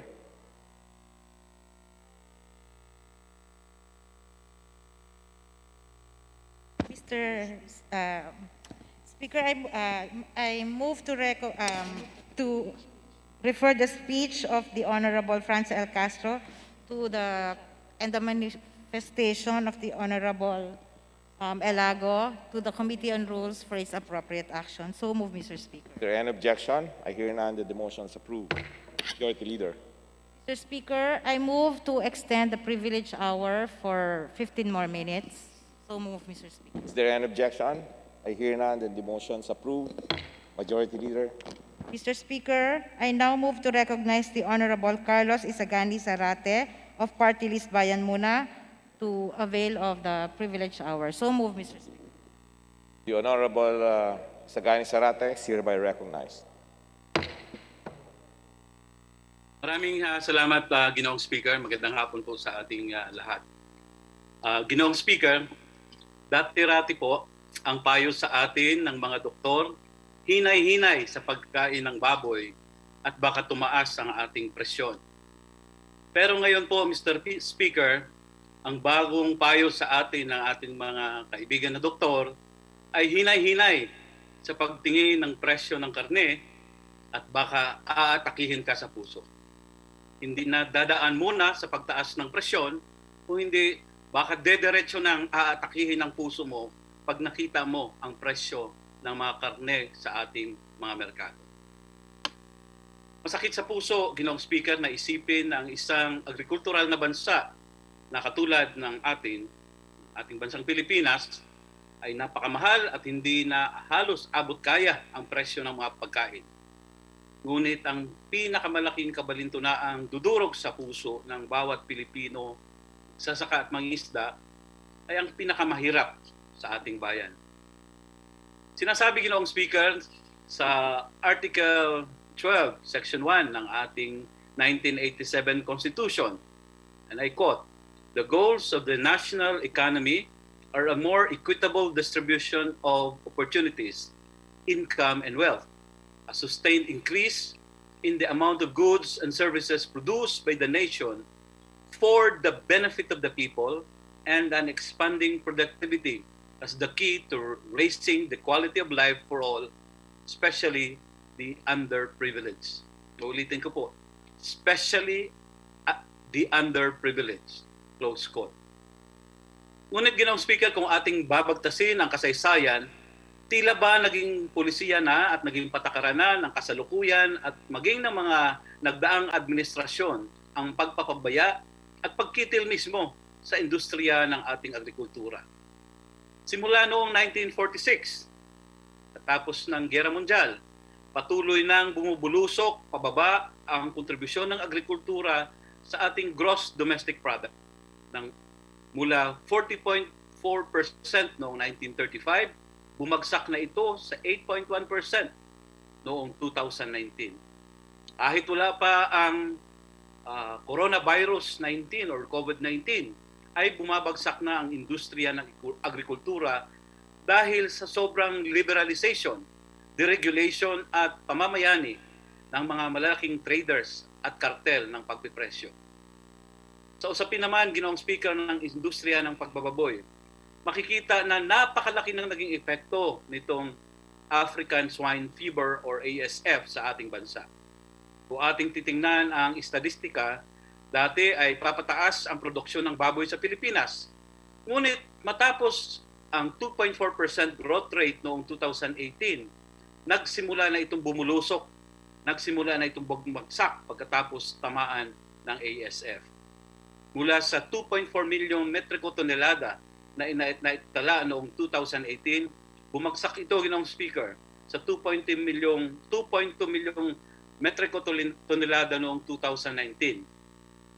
Batay naman sa pinakahuling datos ng Philippine Statistics Authority, bumagsak sa 11.27 milyong baboy noong October 2020 mula 13.1 million o 13.4 na mas mababa kumpara noong 2019. Pinakamalaking naepektuhan, Ginoong Speaker, ang mga backyard farmers natin kung saan bumagsak ng 27% ang kanilang produksyon. Samantala, ang 5.4% naman ang binagsak ng ating mga commercial farms. Kaya nga, Ginoong Speaker, mula nang tumama itong ASF, tinataya na nasa 75% ng supply ng ating baboy sa buong Luzon ang tinamaan o na-wipe out na ng dahil sa ASF. Kaya sa ngayon, umaasa ang mga consumer, especially sa National Capital Region dito sa Metro Manila at maging sa buong Luzon, mula sa supply ng baboy o karning baboy mula sa Visayas at Mindanao. Kung aking isa sa larawan, Ginoong Speaker, para mas malinaw sa ating mamamayan at sa publiko, mala COVID-19 ang pagpasok at pananalanta, pananalasa ng ASF sa industriya ng pagbababoy sa Pilipinas. Ang ASF, Ginoong Speaker, alam po natin, kagaya ng COVID-19 ay sakit na galing sa ibang bansa na nakapasok dahil sa kababayaan, pagmamaliit ng mga ahensya ng gobyerno, dapat sana ay tumututok sa mga ito. Kaya rin ng COVID-19, minaliit ng Department of Agriculture at ng kasalukuyang administrasyon ang problemang dadalhin at maging epekto ng ASF. Makailong ulit nang sinasabi ng Department of Agriculture sa kanilang mga mabuladas na press release at press briefings na huwag daw tayong mangamba at kontrolado ang ASF sa ating bansa. Subalit, Ginoong Speaker, taliwas sa mga PRs or press releases na ito ng Department of Agriculture at na maging ni Secretary William Dar, narito tayo ngayon, mahigit 400,000 baboy na ang kinatay or pinatay sa sakit ng nadala ng ASF at 56 billion na ang nalugi sa industriya ng pagbababoy. Kulang na kulang ang ibinibigay na 3,000 hanggang 5,000 kada culled pig at pautang na 30,000 ng Department of Agriculture. Marami sa ating mga lokal na backyard breeders at racers ay hindi na nakabalik sa produksyon dahil sa pinagsamang problemang dulot ng ASF, ng COVID-19 at maging ng napakahabang lockdown or quarantine na nangyayari ngayon sa ating bansa. Sa kasalukuyan, Ginoong Speaker, 11 rehiyon, 34 na probinsya, 300 at 2 munisipalidad at 2,061 barangay ang apektado na ng ASF sa buong bansa. Malayong malayo ito, Ginoong Speaker, sa buladas na sinasabi ni na Secretary Dar na under control ang naturang sakit. Samantala, sa kabilang banda naman, Ginoong Speaker, oversupply naman ang problemang kinakaharap ng industriya ng manok sa Pilipinas dahil sa pagbaba ng demand ng manok. Kasama ng pagtama ng bird flu at pagmahal ng presyo ng mga sisiw mula sa 16 na piso dati, ngayon nasa 48 o 48 pesos na kada sisiw, maraming magmamanok ang nalulugi dahil sa pagbagsak ng demand dahil sa ipinapatupad ng lockdown. In fact, Ginoong Speaker, marami na ring magmamanok ang huminto na sa kanilang produksyon. Sa kabila nito, tuloy-tuloy ang pag-import ng manok, dahilan upang mas lalo pang bumaba ang farm gate price at malugi ang mga lokal na mga magmamanok. Sa pagkamatay ng industriya, Ginoong Speaker, ng paghahayupan, apektado rin ang industriya ng mais sa Pilipinas dahil 60% ng ingredients ng animal feeds ay nagmumula sa mais. Kung ating matatandaan, noong September 2020, nagrereklamo rin ng mga magsasaka ng mais dahil sa matinding importasyon na ginagawa ng ating pamahalaan. Hinahayaan ng Department of Agriculture na dumating ang imported feed wheat sa panahon ng anihan ng mais. Kung kaya ang farm gate price ng mais mula sa inasahang 15 pesos sana ay bumaba ito ng 12 piso. Wala na nga ang suportang natatanggap ang magmamais mula sa National Food Authority dahil sa ipinasang batas na Rice Tarification Law. Mas lalo pang pinapatay ng Department of Agriculture ang industriya ng pagmamais sa pamamagitan din ng matinding importasyon. Kaya, Ginoong Speaker, panawagan ng ating industriya ng agrikultura, tulong, subsidiyo at suporta mula sa ating pamahalaan. Inirekomenda ng ating mga magsasaka na sa kagyat ay bilhin na lang ng pamahalaan, manasyonal man o lokal, ang produkto ng ating lokal na industriya at ibenta ito ng mas mura, subsidized na presyo sa ating mga consumer. Dagdag pa rito, Ginoong Speaker, kailangan ding suportahan at bigyan ng ayuda ang mga lokal nating mga magsasaka. Marami pa rin sa ating mga breeders at racers ang hindi pa rin nakakatanggap ng tulong mula sa gobyerno upang matigil ang monopoly pricing ng mga kartel at traders. Kailangan din ang epektibong regulasyon at interbensyon ng pamahalaan upang matigil ang monopoly pricing ng mga kartel at traders. Dapat nang talikdan, Ginoong Speaker, ng ating pamahalaan ang liberal na mga polisiya at patakaran at magpatupad ng tunay na reforma agraryo para sa ikauunlad ng industriya ng agrikultura sa ating bansa. Ngunit sa lahat ng ito, Ginoong Speaker, ano ba ang naging sagot ng Department of Agriculture? Sa tuwi-tuwi na ganito ang ating naririnig sa kanila, Ginoong Speaker. Price control, price freeze, at tuloy-tuloy na importasyon. Tila ba kinakatay na ng Department of Agriculture ang ating buong industriya ng agrikultura para mabigyang daan, mabigyang hilig ang tuluyang pagsandig ng Pilipinas sa imported na mga produkto. May panukala pa nga, Ginoong Speaker, na ang minimum access volume ng mga importasyon ay gawing triple pa ito at pabahain pang lalo ang imported na mga karne at iba pang mga produkto sa ating bansa.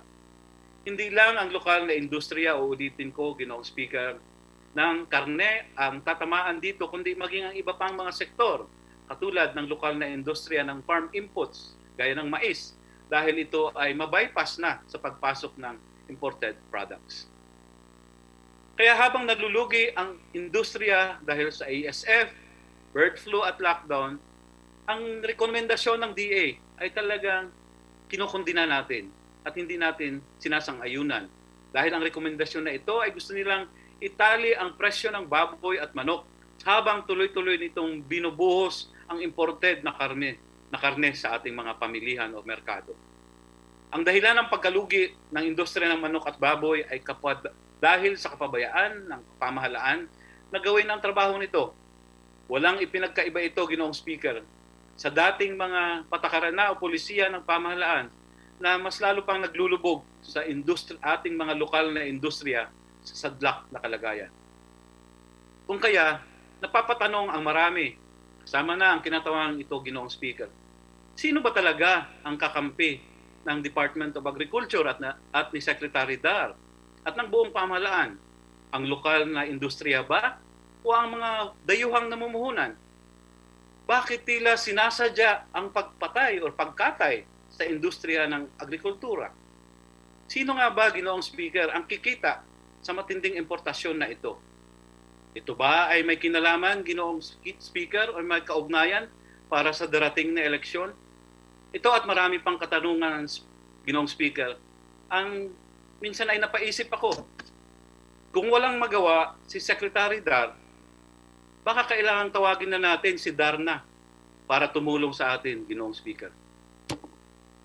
May kasabihan po tayo na ang presyo daw ng bigas kapag pinabayaang magmahal ng magmahal ay pwedeng magpagbagsak sa isang pamahalaan.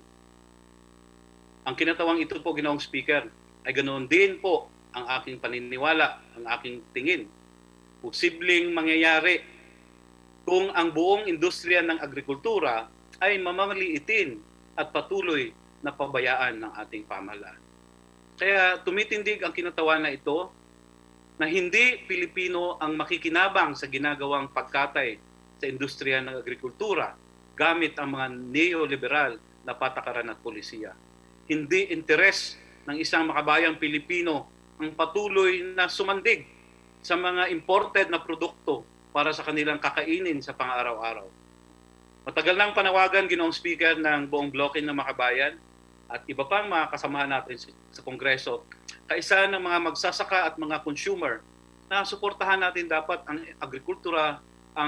agrikultura ng ating bansa. Sapagkat sa huli, kung mapaunlad natin ang ating industriya ng agrikultura, ating lokal na industriya, mas magiging abot kaya ang pagkain para sa lahat ng mga Pilipino. Kaya muli, Ginoong Speaker, ang ating panawagan. Huwag katayin o patayin ang ating lokal na industriya ng paghahayupan. Dapat sahod ay itaas, ayuda ibigay na, ang presyo ibaba. Ayuda sa magsasaka, dapat ibigay na. Ayuda, hindi pautang sa mga backyard breeders and racers. Itigil at sawatain ang monopolyo or monopoly pricing ng kartel sa karning baboy at manok. Palakasin ang produksyon, hindi ang importasyon. Bayan muna bago ang dayuhan, bayan muna bago ang sarili. Maraming salamat po, Ginoong Speaker.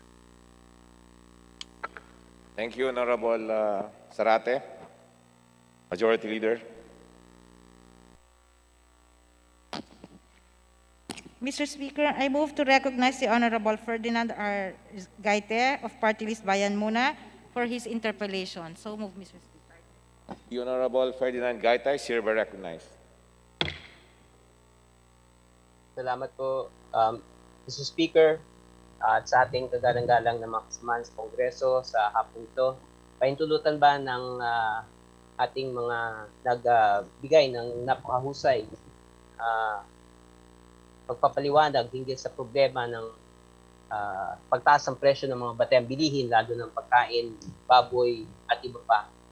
Hinggil sa naisiwalat na problema ng presyo ng mga batayang bilihin.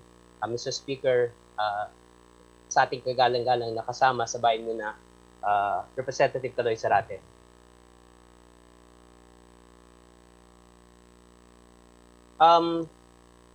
Sa kasalukuyan, napakaliit ng subsidyo na ibinibigay sa agrikultura. Habang ayon mismo sa Philippine Statistics Authority, ang agrikultura ang nagbigay ng bagamat negatibo, relatively siya na yung nakapagpaahon ng kaunti sa ating ekonomiya. Ayon sa PSA, mahigit 9% ang pagbagsak ng ating gross domestic product.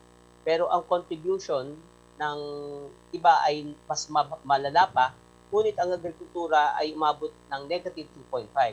Bagamat negative pa rin, still, ang kanyang pag-atras ay hindi kasing grabe tulad ng iba. Pero sa tanong na, sapat ba ang binibigay ng pamahalaan in terms of support sa General Appropriations Act para ibangon ang ating dugbok na agrikultura, dahilan kung bakit ngayon sa halip na sariling pagpapalakas ng ekonomiya ay ang solusyon ay more importation, pagpapalawak ng minimum access volume at gayon din pagpapababa pa ng taripa sa mga imported goods. Mr. Speaker, sa ating galang-galang na Representative Kaloy Zarate.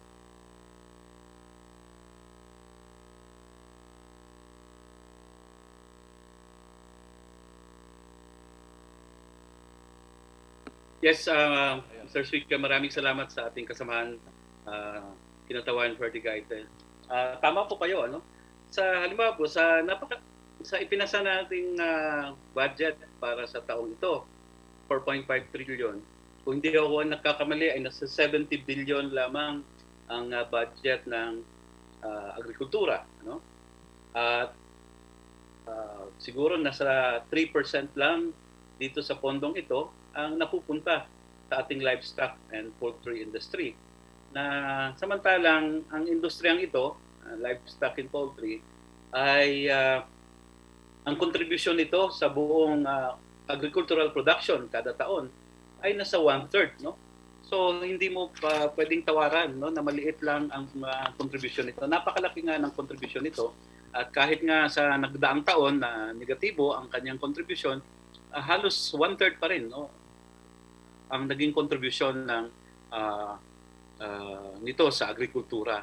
Kaya dito tayo nanghihinayang or hindi ito katanggap-tanggap sa atin dahil sa halip na ito ang magiging isang haligi natin, no? Sinasabi bilang isang agricultural na bansa dapat magiging haligi ng ating pag-unlad ang agricultural sector. But nakita naman po natin kagalang-galang na speaker at aming kasamahan, Alfred Gaite, kung anong atensyon lamang ang ibinibigay natin dito, no? Lalo-lalo na sa pagpupondo. In fact, kung titingnan pa natin ang budget na yan, ay hindi naman talagang yung 70 billion na aking nabanggit, ay hindi pa buong-buo na pumupunta yan sa mga stakeholders, gaya ng mga magsasaka, maliliit na mga breeders, no, and hog raisers. At kalakhan pa rito ay nasa disenyong pautang.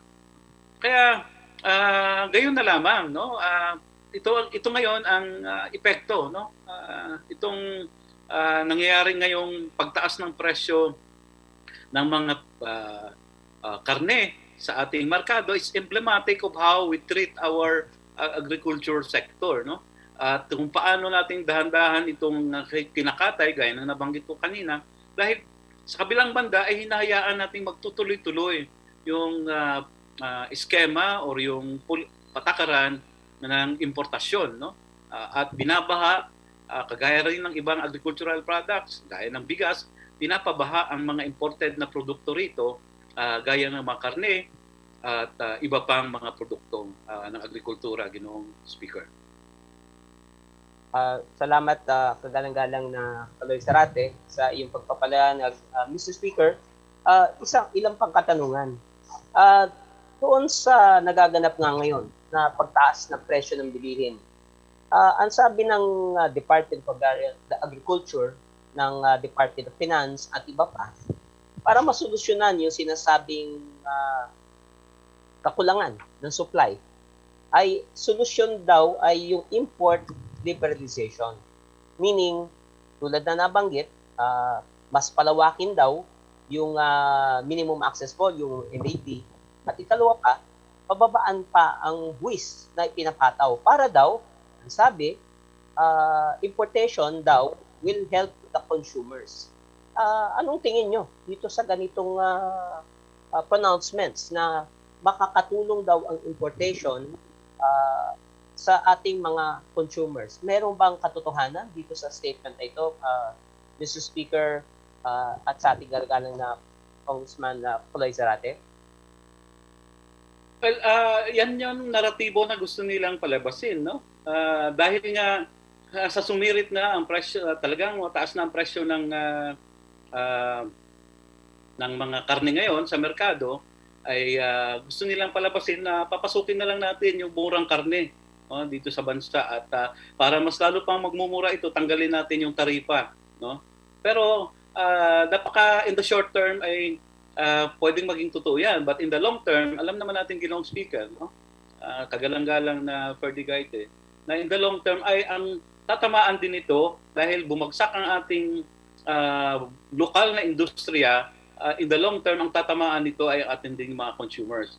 Dahil naitali na tayo, no, sa daigdigang merkado na umaasa tayo sa importasyon, isang malaking aral na ibinigay sa atin ng pandemya ng COVID, no, ay dapat palang i-strengthen natin ang ating local industry, ang ating local food industry, na magkaroon tayo ng food security.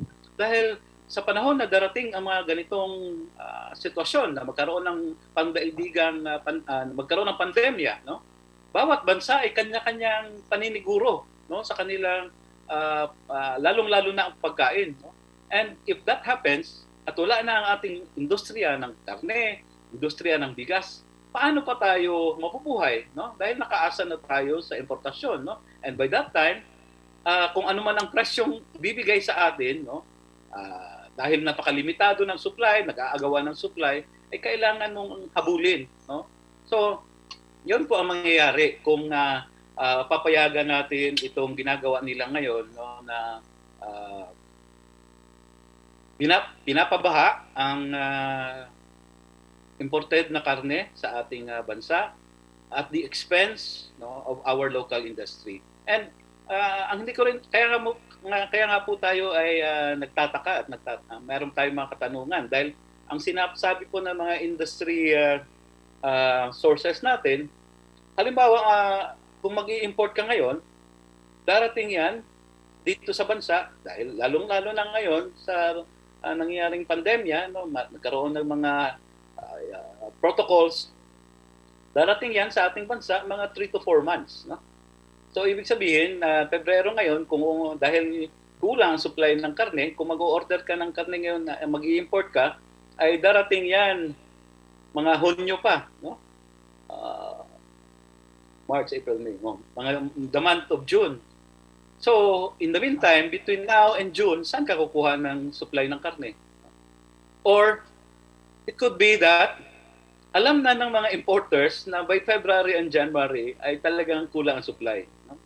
And nag-imbak na sila ng kanilang mga imported products dahil alam nila by this period ay luluwagan ng pamahalaan ang usapin na ito, no? At pabayaan ng pamahalaan na pabahain sa merkado itong mga imported products. No? So, again, Ginoong Speaker, kagalang-galang na Ferdigate, yung sinasabi nilang mas nakakatulong ito sa consumers ay taliwas. No? Ang mangyayari niyan pagdating sa hinaharap dahil ang tatamaan pa rin ng as in the case of other products, no, na niliberalize ang pagpasok dito, ang tatamaan niyan ay tayo pa rin mga konsumante, lalong-lalo na ang ating mga mahirap na kababayan na lugmok na ngayon sa matinding krisis na pinalala pa nitong pandemya ng COVID. Salamat po, kagalang-galang na Congressman Zarate ng Bayan Muna. At bilang panghuli, may provision sa ating kasunduang pinasok noong 1995, yung World Trade Organization. At supposedly, bagamat tutol ang kinatawang ito sa pagpasok natin sa mga neoliberal na polisiya, kahit paano, supposedly, may mga mekanismo para protektahan daw yung lokal na industriya. Maaring una, yung pag-develop ng isang data systems para ma-determine, tama yung binanggit mo, panapanahon, totoo, bagsak ang supply, kung ano mga rason, tulad ng naganap na bagyo nung nakaraan, and other possible reasons, pwede siguro yung importation, but for a very limited period. Pero yung decision point, when to import, importante yan. No? Importante yan. Pero sa alam niyo po ba, may mekanismo ba ngayon ginagawa ang Department of Agriculture para i-monitor ang supply, ang current levels ng production, kailan ang ani, kailan ang ano ang presyo comparatively sa ibang bansa na sa totoo lamang ang kaya na natiling mababa ang presyo ng baboy at manok sa ibang bansa dahil sa meron silang overproduction dahil mataas ang teknolohiya ng kanilang pagbababoy, pagmamanukan. Pero on top of that, malaki ang subsidyo na pinapasok ng mga bansahan ito, ng gobyerno nila, sa kanilang agrikultura bilang tulong sa kanilang food security. So, alam niyo pa ba na kung meron bang mekanismo? Kasi ngayon, ang narinig kong balak ay magkaroon ng price freeze. No? Yan lang ata yung mekanismo na kahit yung ating mga nakausap na involved, na directly affected sa industry na yan, yung mga magbababoy, magmanok sa ilalim ng PICAFI at iba pang organizations, ay sinasabi nila na mataas yung inputs nila ngayon at dapat i-consider yan sa pricing, lalo na yung sinasabing overpriced daw. Pero ang sabi ng mga organizations na ito, wala daw mekanismo na existing para ma-check kung ano nga yung inputs. Nabanggit ko kanina, 16 pesos dati ang presyo ng kite o nung sisiw. Ngayon, tumaas ng more than 48, 49 pesos per kite. So ano ang tingin nyo na meron bang tama ba yung mekanismo na price freeze lang as a mechanism to stop the increasing prices of commodities, or dapat may iba pang mekanismo na maaaring aralin natin pagkamat maraming restriction at limitasyon to at nandun pa rin sa purview ng WTO at ng agreement sa usapin ng pangangalakal. Anong pananaw nyo hinggil sa mga itong na dapat ang Department of Agriculture ang nangunguna sa usaping ito? Mr. Speaker, sa ating kagalang-galang na kasamahan sa bayan.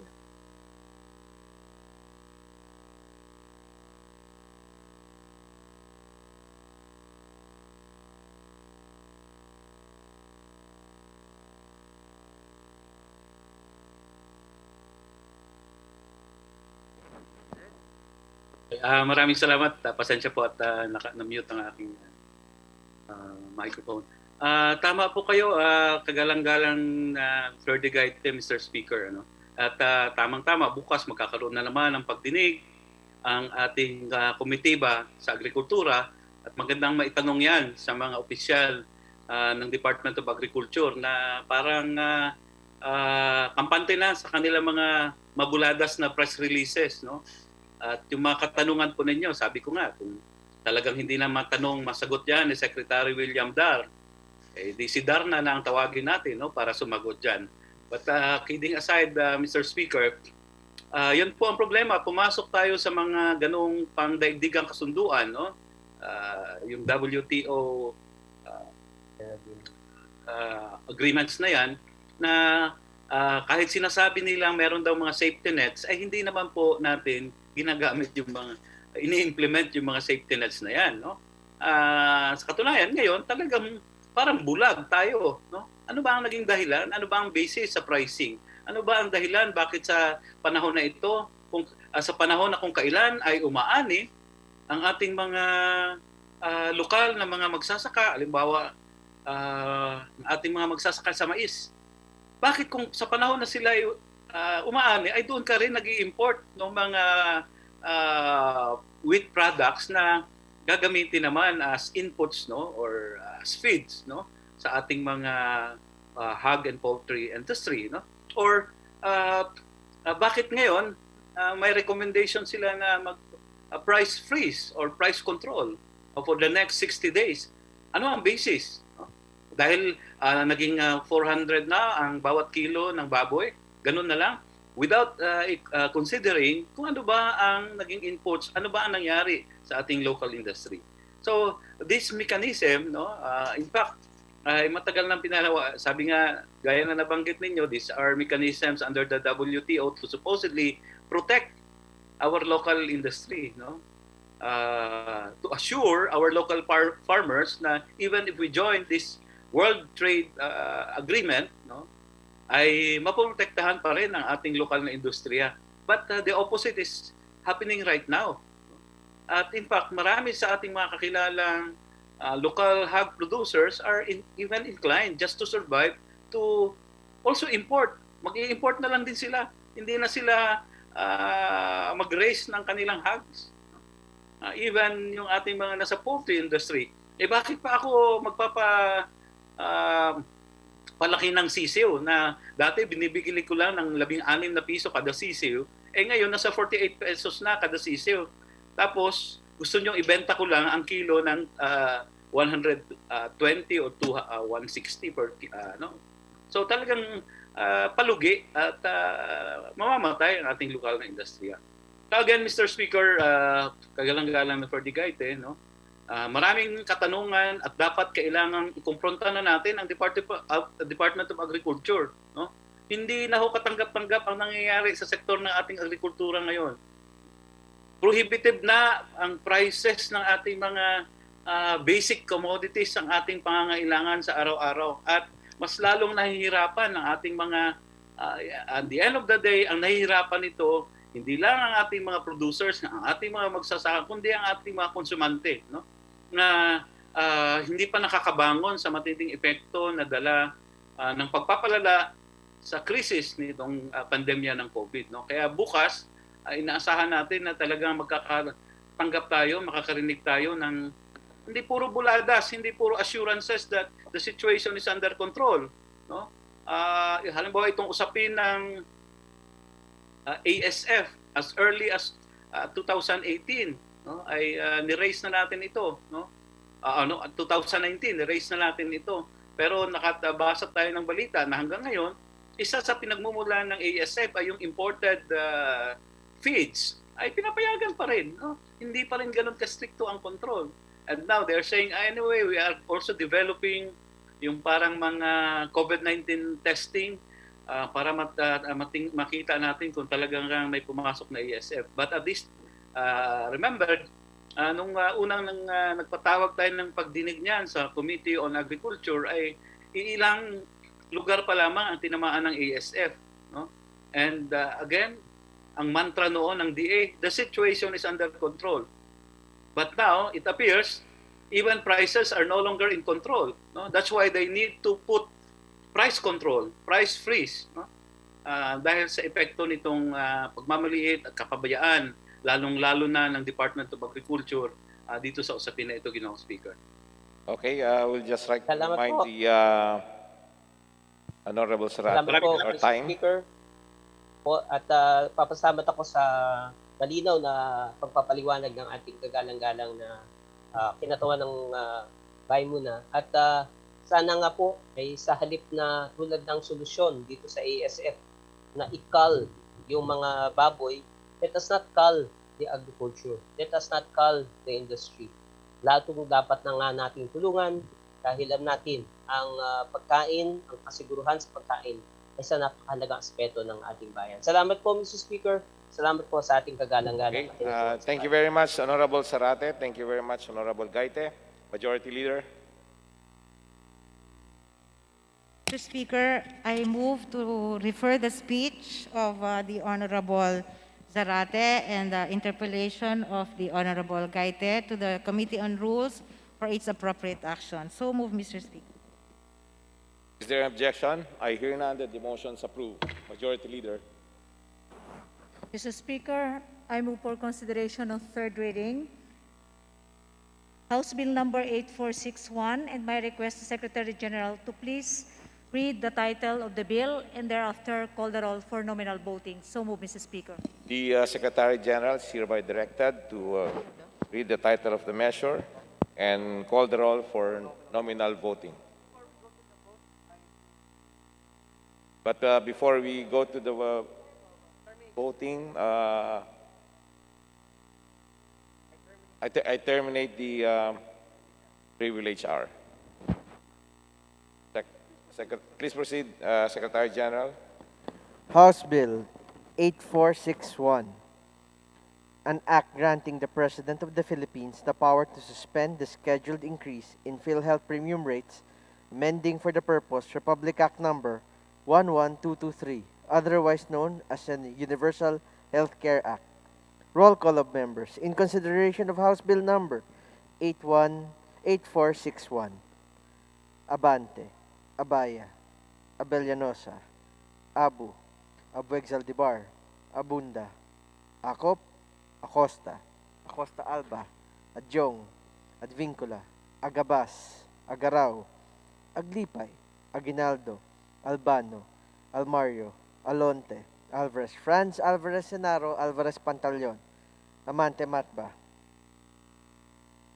Amatong, Angara, Aragones, Arbison, Arenas, Arroyo, Atienza, Umentado, Babasa, Bagatsing, Balindong, Baños Nograles, Barba, Barbers, Baronda, Bersaga, Baskug, Bautista, Bautista Bandigan, Belmonte, Benitez, Bernos, Biason, Billones, Biron, Bolilla, Bondok, Bordado, Bravo, Rosas, Bustos, Kabatbat, Kabochan, Cabredo, Cagas, Calderon, Calixto, Caminero, Campos, Canama, Cawagdan, Cardema, Cari, Castelo, Castro France, Castro Fredinil, Cayetano Alan Peter Compañero, Cayetano Mariela Arni, Celeste, Chato, Chipeco, Chungalaw, Co Angelica, Co Elizalde, Coanco, Colliantes, Crisologo, Cuwa, Quaresma, Cueva, Culyamat, Dagoo, Dalipe, Dalog, Dasa, De Jesus, De Venecia, Defensor Lawrence, Defensor Michael, De Los Santos, De Los Montalia, Demaporo Abdullah, Demaporo, Muhammad Khalid, Duavit, Duhali, Duterte, D. Faustino Ino, D. Faustino Michael III, D. Ian Paul, Ebcas, Ecleo, El Lago, Enverga, Erice, Ergel, Ermita Buhayin, Escudero, Espina, Espino, Estrella, Fariñas Ria, Fariñas Rudy Cesar, Fernandez, Fernando, Fer Juliet, Fer Luis, Flores, Fortun, Fortuno, Frasco, Fuentebella, Gaite, Garbin, Garcia, Jose Enrique Garcia, Pablo Jan Garcia Vincent, Garin Janet, Garin Sharon, Gasataya, Gatchelian, Gato, Heron, Go Ed, Go Mark, Gonzaga, Gonzales Aurelio, Don Gonzales Neptali, Gonzales Sandro, Groseta, Kiko, Gullas, Guya, Haresco, Hataman, Hernandez, Herrera D., Hofer, Halushos, Javier, Jimenez, Ko Elisa, Ko Wilton, Kong Hun, Labad-Labad, Lacson, Lacson Noel, Lagman, Lagon, Lara, Lasatin, Liachon, Legarda, Lim, Lim Kay Chong, Lopez, Loyola, Losotan, Macapagal Arroyo, Maceda, Madrona, Malapitan, Mangawang, Magundadato, Marcoleta, Mariano Hernandez, Mariño, Marquez, Martinez, Matba, Matugas, Mendoza, Mercado, Momo, Natividad Nagaño, Nava, Nieto, Noel, Nograles Jericho, Nograles Juan Fidel, Nolasco, Nunez Malañaon, Waminal, Olivares, Ong Jose, Ong Ronnie, Ordanes, Ortega, Uwano Dizon, Pacquiao Alberto, Pacquiao Rogelio, Padjernos, Paduano, Palma, Pancho, Panotes, Peña, Pichay, Pimentel, Pineda, Plaza, Puno, Kimbo, Radasa, Ramirez Sato, Remulla, Revilla, Reyes, Rivera, Robes, Rodriguez, Roman, Romero, Romualdez Ferdinand, Romualdez Yeda Marie, Romualdo, Romulo, Roque, Sakdalan, Sagarbaria, Sakaluran, Salceda, Salimbangon, Salo, Sanchez, Sancopan, Santos Recto, Sarmiento, Saulug, Sevillano, Xiao, Silverio, Singson, Singson Mihan, Sinsuat, Swansing Estrelita, Swansing Horacio, Suarez Aleta, Suarez David, Sontay, Si Alvarado, Taduran, Talyado, Tambunting, Tan Alisa, Tan Angelina, Tan Shamir, Tan Shari, Tan Sherni, Tejada, Teves Arnulfo, Teves Jose, Tianco, Tolentino, Torres Gomez, Tulfo, Tupas, Tutor, T. Alan, T. Diego, Umali Alfonso, Umali Maria Victoria, Unabia, Ungab, Uy Juliet, Uy Rolando, Valeriano, Valmayor, Vargas, Vargas Alfonso, Velasco, Veloso, Vergara, Villa, Villafuerte, Villanueva Brother Eddie, Villanueva Noel, Villar, Villara Suarez, Villarica, Violago, Yap Eric, Yap Victor, Yu, Zamora Ronaldo, Zamora Waycorat, Zarate, Zubiri.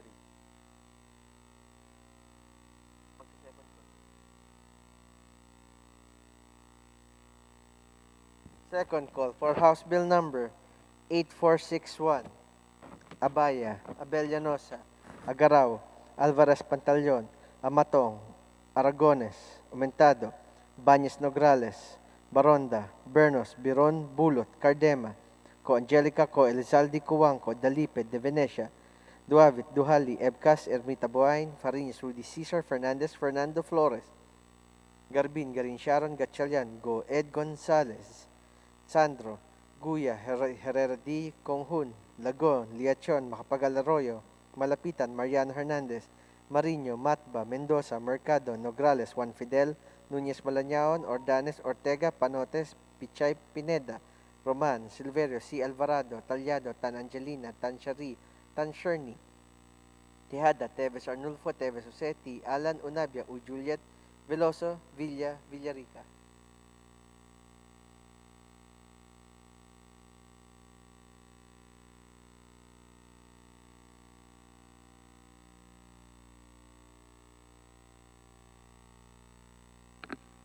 With 227 members voting for in the affirmative, 6 in the negative, and 0 abstention,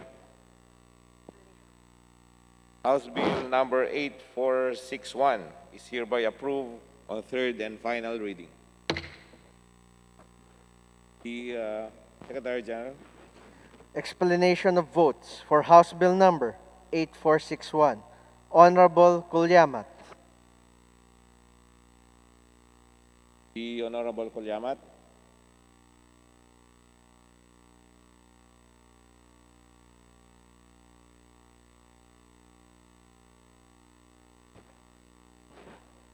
Honorable Gaite. Mr. Speaker, Honorable Kulyamat, you're Maraming, given 3 minutes to explain your vote. maraming ahead. salamat, Mr. Speaker. no ang boto ng representasyong ito sa House Bill number 8461. Noon pa man ay tutol na ang representasyong ito sa naka-schedule na pagtaas ng sa PhilHealth contribution kada taon sa ilalim ng Universal Healthcare Act. No? Hindi naman tumaas, no, ang kita ng mga Pilipino kada taon. Sa katotohanan, bumaba pa ang halaga nito dahil sa pagtaas ng presyo ng mga bilihin. Bukod dito, ang PhilHealth mismo ay sangkot sa maraming isyu ng korupsyon. Ang minumungkahi ng House Bill na ito ay temporaryong suspension lamang sa pagtaas ng kontribusyon sa panahon ng national emergency. Pagkatapos nito ay ipapataw pa rin ang naka-schedule na pagtaas ng contribution sa PhilHealth. Alam naman natin na pagkatapos ng taong ito, nahihirapan pa rin ang mga Pilipino na bumangon mula sa pandemya. Naninindigan ang representasyong ito na hindi sapat ang suspensyon. Dapat ibasura ang scheduled na pagtaas ng premium contribution ng PhilHealth kada taon. Ibalik muna ang 15 billion na nawala sa korupsyon na ito at ito ang gamitin na pundo sa halip na taasan ang kontribusyon ng mga Pilipinong hirap sa panahon ng pandemya. Matapos man ang pandemya, hindi pa rin makatarungan ang pagpiga ng dagdag na kontribusyon mula sa mamamayang Pilipino para punduhan ang isang institusyon na sangkot sa korupsyon at hindi naman tunay na tumutugon sa pangangailangan ng abot kaya at komprehensibong serbisyong pangkalusugan. Dahil dito, no ang boto ng representasyong ito sa House Bill number 8461. Maraming salamat, Mr. Speaker. Thank you, Honorable Colyamat. Honorable Gaite, you're given 3 minutes to explain your vote. Salamat po, Ginoong Speaker. Ginoong Speaker, sa ating kagalang-galang na makasamahan sa Kongreso, tama at dapat lamang na ipatigil ang otomatikong pagtaas ng bayarin o contribution sa PhilHealth. Hindi kinukonsidera ng otomatikong pagtaas sa bayarin ng PhilHealth ang hikahos sa kalagayan ng ating mga manggagawa at mamamayan bago pa man ang pandemya para sa mga minimum wage earners at lalo sa mga walang trabaho at walang regular na kita, sadyang mabigat ang anumang dagdag na bayarin at kaltas sa kanilang kita. Lalo't higit na dapat ipatigil ang pagtaas ng bayarin ngayong pandemya, mas lalo na sadlak sa paghihirap ang ating mga kababayan sa kawalan ng trabaho at pagkakitaan at gastos sa pagkakasakit. Hindi pa nga nare-resolba ang malaking korupsyon at irregularidad ng PhilHealth na nakaapekto sa benepisyo na dapat ay natatanggap ng mga miyembro nito. Ngunit hindi makatwiran na ibalik ang otomatikong pagtaas ng bayarin sa PhilHealth pagkatapos ng temporaryong pagpapaliban o suspension lamang nito, gaya na nakasaad sa House Bill 8461. Temporaryo o pansamantalang relief lamang ang may bibigay nito sa ating mga mamamayan. Ipinagpaliban lamang ang pabigat na muling papasanin kapag natapos ang temporaryong suspension na itinakda ng Presidente. Ginoong Speaker, kung talagang nais nating tunay na ibsa ng pasanin ng ating kapwa Pilipino naghihirap lalo na sa panahon ng pandemya, mas nararapat na ganap at lubusang ipatigil ang otomatikong pagtaas ng bayarin sa PhilHealth. Sa halip, dapat bigyan ng prioridad ang pagpapalakas at pagsasaayos sa pampublikong pangangalagang pangkalusugan, direktang paglalaan ng pondo sa ating pampublikong pagamutan sa halip na ilagak sa PhilHealth.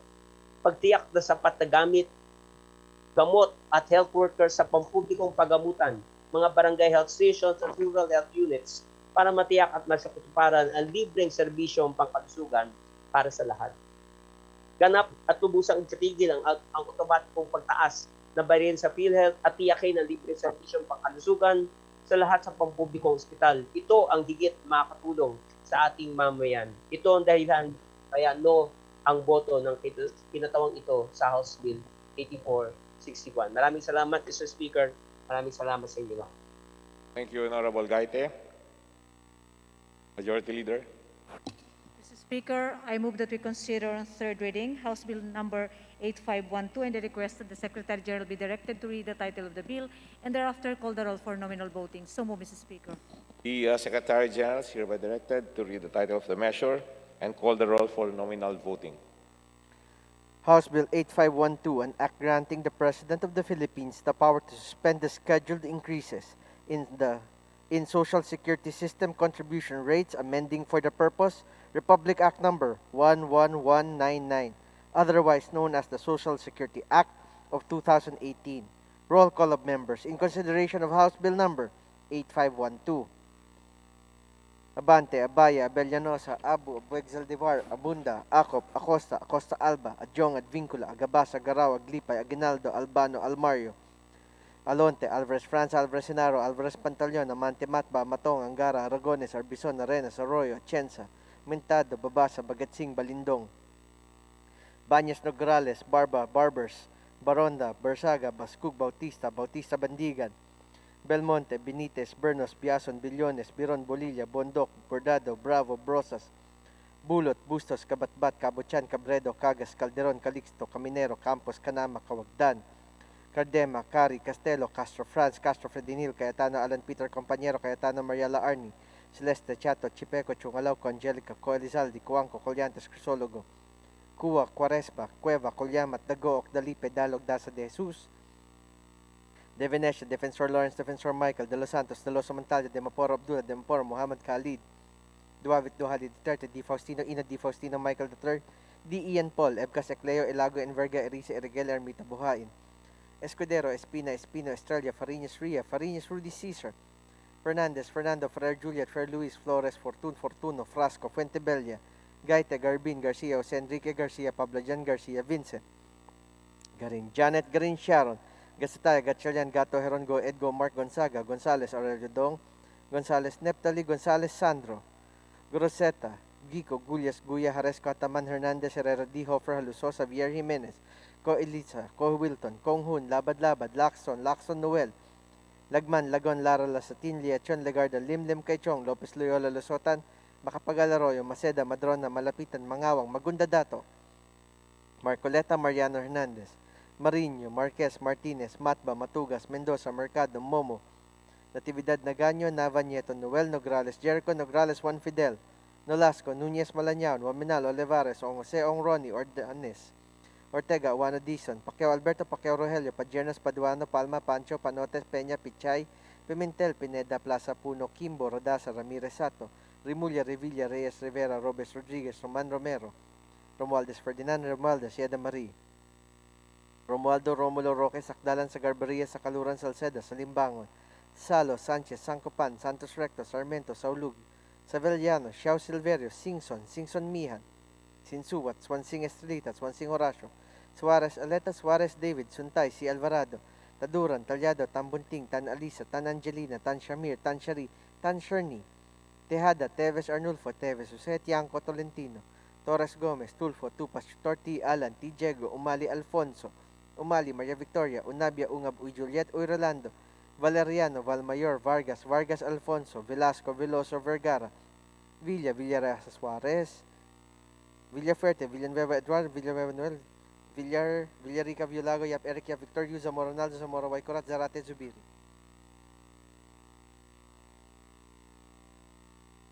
Second call for House Bill number 8512, Abaya, Abellanosa, Agaraw, Alvarez Pantaleon, Amatong, Aragones, Aumentado, Bañas Nograles, Baronda, Bernos, Biron, Bulot, Cardema, Co Angelica, Co Elizaldi, Coanco, Dalipe, De Venecia, Duavit, Duhali, Ebcas, Ermita Buhain, Fariñas, Rudy Caesar, Fernandez, Fernando Flores, Garbin, Garin Sharon, Gatchalian, Go, Ed Gonzales, Sandro, Guya, Herrera D, Conghun, Lagon, Liachon, Macapagal Arroyo, Malapitan, Mariño, Matba, Mendoza, Mercado, Nograles, Juan Fidel, Nunez Malañaon, Ordanes, Ortega, Panotes, Pichay, Pineda, Roman, Silverio, C. Alvarado, Talyado, Tan Angelina, Tan Shari, Tan Sherny, Tejada, Teves Arnulfo, Teves Usetti, Alan Unabia, Uy Juliet Veloso, Villa, Villarica.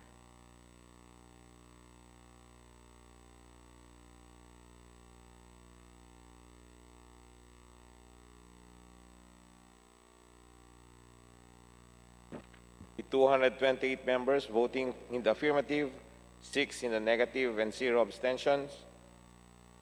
House Bill number 8512 is hereby approved on third and final reading. The Secretary General may now call the members who wish to explain their votes. Explanation of vote for House Bill number 8512. Honorable Kolyamat.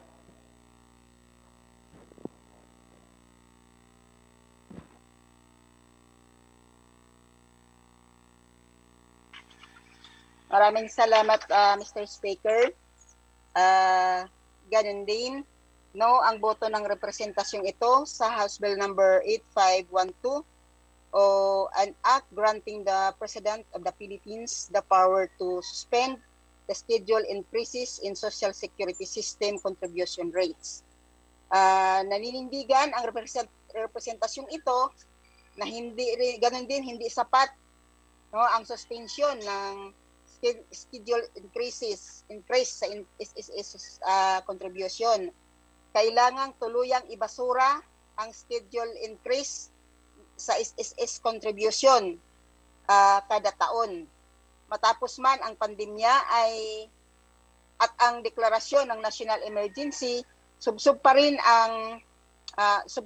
sa napakahirap na kondisyon ng ating mga kababayan. Sa halip na pigain ang mamamayan, matagal nang ipinapanawagan ang pagbutihin ng SSS, ang koleksyon, efficiency nito mula sa mga delinquenting employer. Hindi dapat hintayin pa ang state of emergency para tanggalin ang otomatikong pagtaas ng SSS contribution. Dahil dito, no ang boto ng representasyong ito sa House Bill number 8512. Salamat, Mr. Speaker. Honorable Elago. Ginoong Speaker, ang Kabataan Party List ay naninindigan na dapat nang tanggalin ang automatic increases sa SSS contributions dahil sa tindi ng pagbagsak ng ekonomiya, malawak na kawalan ng trabaho at kakulangan sa mapagkakakitaan, gayon din ang tumataas na presyo ng karne, gulay at iba pang mga pangunahing bilihin.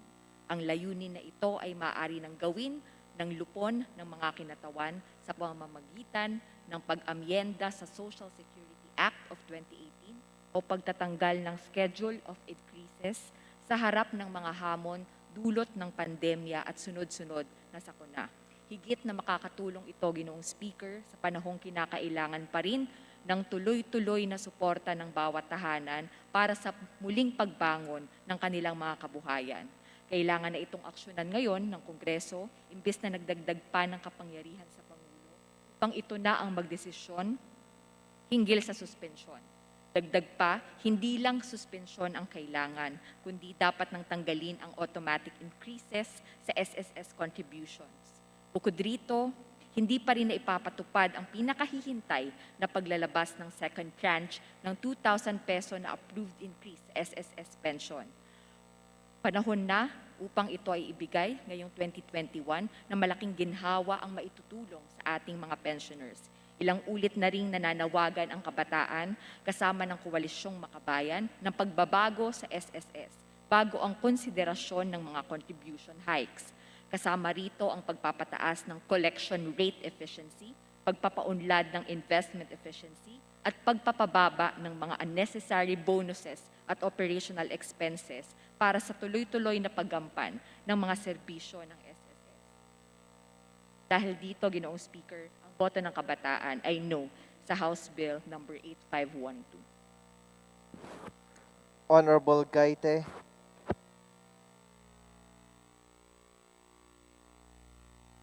Maraming salamat. Maraming salamat, Mr. Speaker.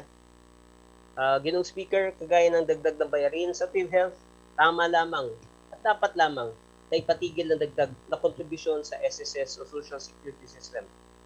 Ano man dagdag sa bayarin ng kontribusyon ay dagdag pasanin sa ating mga manggagawa. Sa sitwasyong kulang nga ang sahod, marami ang walang regular na trabaho at mas marami ang nawalan sa trabaho buong ng pandemya. Hindi ba katuwiran at di makatao na dagdagan ang kontribusyon sa SSS? dagdag pang mabigat na dahilan para agarang pagpapatigil ng otomatikong dagdag sa kontribusyon ng SSS ang paglala ng kahirapan dulot ng tinatamasang pandemya. Pero hindi lamang dapat temporary o pansamantala ang pagpapatigil sa otomatikong dagdag na kontribusyon sa SSS gaya na nakasaad sa House Bill 8512. Dahil pansamantala o temporary, panandalian lamang ang relief ng ating mga manggagawa. Hirap na nga bago pa ang pandemya, lalong hihirap ngayong panahon ng krisis na dinaranas natin. Manatiling hirap kapag inalis ang suspensyon pagkatapos pa ng pandemya. Pangunahing problema sa otomatikong pagtaas ng kontribusyon sa SSS, ang katotohanang binabaliwala nito ang aktual na kapasidad ng mga miyembro na magbayad at ang kalagayang ang manggagawa sa kalahatan. Hindi kinonsulta mga miyembro at mga manggagawa. Hindi ito binabago sa House Bill 8512. Sabi sa 8512, nakadepende na lamang sa presidente at konsultasyon sa kalihim ng finance kung isususpinde ang otomatikong pagtaas. Dapat at higit na makatwiran ang lubusan o permanenteng pagpapatigil sa otomatikong pagtaas ng kontribusyon sa SSS. Kung nais natin tulungan nating mga manggagawa sa halip ng patawan ng otomatikong dagdag sa kontribusyon, dapat isabatas at ipatupad ang pagtaas ng pambansang minimum na sahod, pagpapatigil sa kontraktualisasyon, suporta, ayuda at proteksyon sa mga manggagawa ngayong panahon ng pandemya, suporta sa medium scale and micro enterprises at pagpapalakas sa lokal na industriya at ekonomiya para makapaglubuhal ng maraming regular na trabaho. Muli, hindi sapat at hindi makatwiran ang temporaryong suspensyon lamang ng otomatikong dagdag sa SSS contribution. Kaya no ang boto ng tinatawang ito sa House Bill 8512. Salamat, Mr. Speaker. Majority Leader. Mr. Speaker, I move for the consideration and third reading House Bill number 8179. For this purpose, may I request that the Secretary General be directed to read the title of the bill and thereafter to call the roll for nominal voting. The Secretary General is hereby directed to call the roll, to read the title of the measure and call the roll for nominal voting. House Bill 8179, an act providing for the sustainable management of forests and lands. Roll call of members in consideration of House Bill number 8179. Abante, Abaya, Abellanosa, Abu, Abueg Saldivar, Abunda, Acop, Acosta, Alba, Adjong, Advincula, Agabasa, Garao, Aglipay, Aguinaldo, Albano, Almario, Alonte, Alvarez Franz, Alvarez Senaro, Alvarez Pantaleon, Amante Matba, Matong, Angara, Aragones, Arbison, Arenas, Arroyo, Atienza, Umentado, Babasa, Bagatsing, Balindong, Banyas Nograles, Barba, Barbers, Baronda, Bersaga, Bascug, Bautista, Bandigan, Belmonte, Benitez, Bernos, Biason, Billones, Biron, Bolilla, Bondok, Bordado, Bravo, Brosas, Bulot, Bustos, Kabatbat, Cabochan, Cabredo, Cagas, Calderon, Calixto, Caminero, Campos, Canama, Cawagdan, Cardema, Cari, Castelo, Castro, Franz, Castro Fredinil, Cayetano Alan Peter Compañero, Cayetano Maria Laarni, Celeste, Chato, Chipeco, Chungalaw, Angelica, Co Elizalde, Cuanco, Collantes, Crisologo, Cuaresma, Cueva, Culyamat, Dagook, Dalipe, Dalog, Dasa de Jesus, de Venecia, Defensor Lawrence, Defensor Michael, De Los Santos, De Loso Montalya, De Maporo Abdullah, De Maporo Muhammad Khalid, Duhavit, Duhali, Duterte, Di Faustino Ino, Di Faustino Michael III, D. Ian Paul, Ebcas, Ecleo, Elago, Enverga, Erice, Erigel, Ermita Buhain, Escudero, Espina, Espino, Estrella, Fariñas Ria, Fariñas Rudis Cesar, Fernandez, Fernando, Fer Juliet, Fer Luis, Flores, Fortuno, Frasco, Fuentebella, Gaite, Garbin Garcia, Jose Enrique Garcia, Pablo Jan Garcia, Vincent, Garin Janet, Garin Sharon, Gasataya, Gatchalian, Gato Herongo, Edgo, Mark Gonzaga, Gonzales, Aurelio Dong, Gonzales, Neptali Gonzales, Sandro, Guroseta, Gico Gullas, Guya Haresco, Ataman, Hernandez, Herrera D, Hofer, Halusos, Javier Jimenez Co, Elisa Co, Wilton, Konghun, Labad, Lacson, Noel, Lagman, Lagon, Lara, Lasatin, Liachon, Legarda, Lim, Kaichong, Lopez, Loyola, Losotan, Macapagal Arroyo, Maceda, Madrona, Malapitan, Mangawang, Magundadato, Marcoleta, Mariano Hernandez, Mariño, Marquez,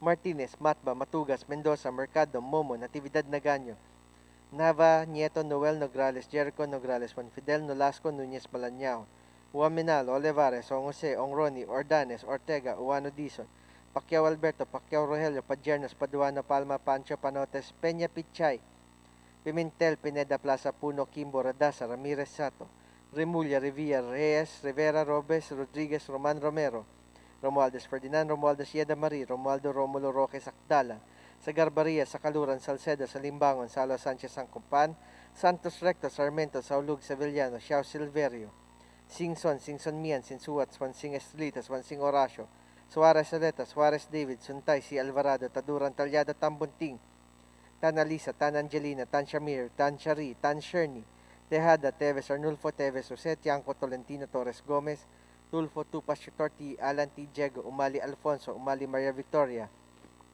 Unabia, Ungab, Uy Juliet, Uy Rolando, Valeriano, Valmayor, Vargas, Vargas Alfonso, Velasco, Veloso, Vergara, Villa, Villafuerte, Villanueva, Brother Eddie, Villanueva Noel, Villar, Villara Suarez, Villarica, Violago, Yap Eric, Yap Victor, Yu Zamora, Ronaldo Zamora, Waikorat, Zarate, Zubiri.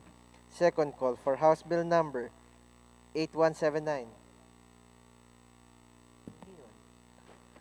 Abaya, Bellanosa, Agaraw, Alvarez Pantaleon, Amatong, Aragones, Aumentada, Baños Nograles, Baronda, Bernos, Biron, Bulot Cardema, Angelica, Co Elizalde, Cuangco, Dalipe, De Venecia, Duavit, Duhali, Ebcas, Ermita Buhayin, Fariñas, Rudy Cesar, Fernandez, Fernando Flores, Garbin, Garin, Sharon, Gatchaglia, Go Ed Gonzales Sandro, Guya, Herrera D. Konghun, Lagon, Liachon, Macapagal-Arroyo, Malapitan, Mariño, Matba, Mendoza, Mercado, Nograles, Juan Fidel, Nunez, Manalyaon, Ordanes, Ortega, Panotes, Pichay, Pineda, Roman, Silverio, C. Alvarado, Talyado, Tan Angelina, Tan Shari, Tan Sherny, Tejada, Teves Arnulfo, Teves Jose, T. Alan Unabia, U. Juliet, Velosa, Villa, Villarica.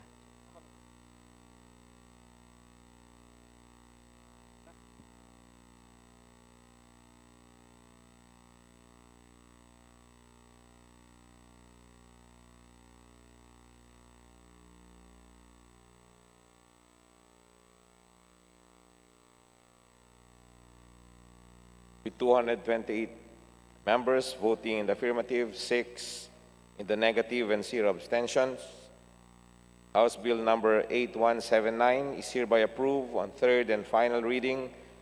The Secretary General may now call the members who have 3 minutes each to explain their votes. Explanation of votes for House Bill number 8179. Honorable Kulyamat.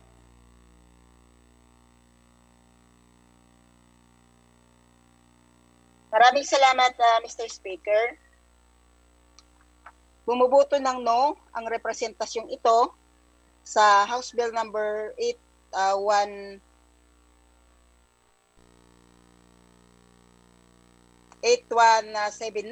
o an act providing for sustainable management of forest and forest land.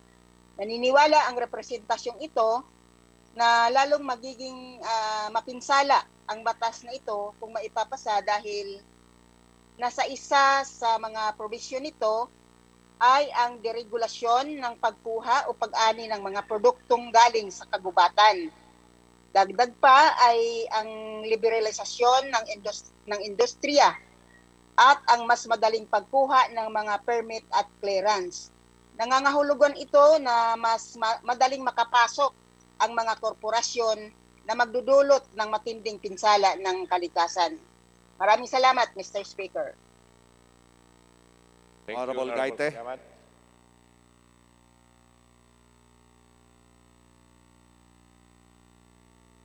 Salamat, Mr. Speaker.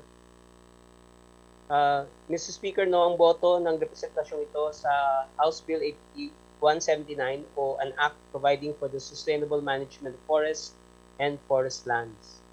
Ang representasyong ito ay kaisa sa hakbang sa pangangalaga at pagprotekta ng ating mga natitira at naiiwang kagubatan, kabundukan at pingasyaman laban sa pagkasira at pagkawasak dulot ng mga walang habas at mapangmigsadang pagmimina, quarrying, logging, plantasyon at iba pang negosyo naniniwalang representasyong ito na sa ilalim ng House Bill 8179, sa halip na magkaroon ng proteksyon, sa halip na pangalagaan ang ating kagubatan, ang ating natitirang mga puno sa kabundukan, ay lalong ibubuyang-yang ito ang ating kagubatan at kabundukan para sa mga malalaking negosyo na magdudulot ng higit na pagkasira ng ating likas yaman at pagpapalayas ng ating mga katutubo o indigenous peoples at magsasaka. Kadadaan lamang ng sunod-sunod na bagyo noong nakaraang 2020 at nakita na natin ang epekto nito sa mga nasa kapatagan. Naniniwala. Kaya naman, Mr. Speaker, at mga kapwa mambabatas, sa ganitong kadahilanan, bumoboto ang kinatuwang ito ng no. Salamat po, Mr. Speaker. Majority Leader. Mr. Speaker, I move for the consideration and third reading of House Bill number 8240. For this purpose, I request that the Secretary General be directed to read the title of the bill and thereafter to call the roll for nominal vote. The Secretary General is hereby directed to read the title of the measure and thereafter call the roll for nominal voting. House Bill number 8242, an act providing a framework to protect and promote the right to adequate food.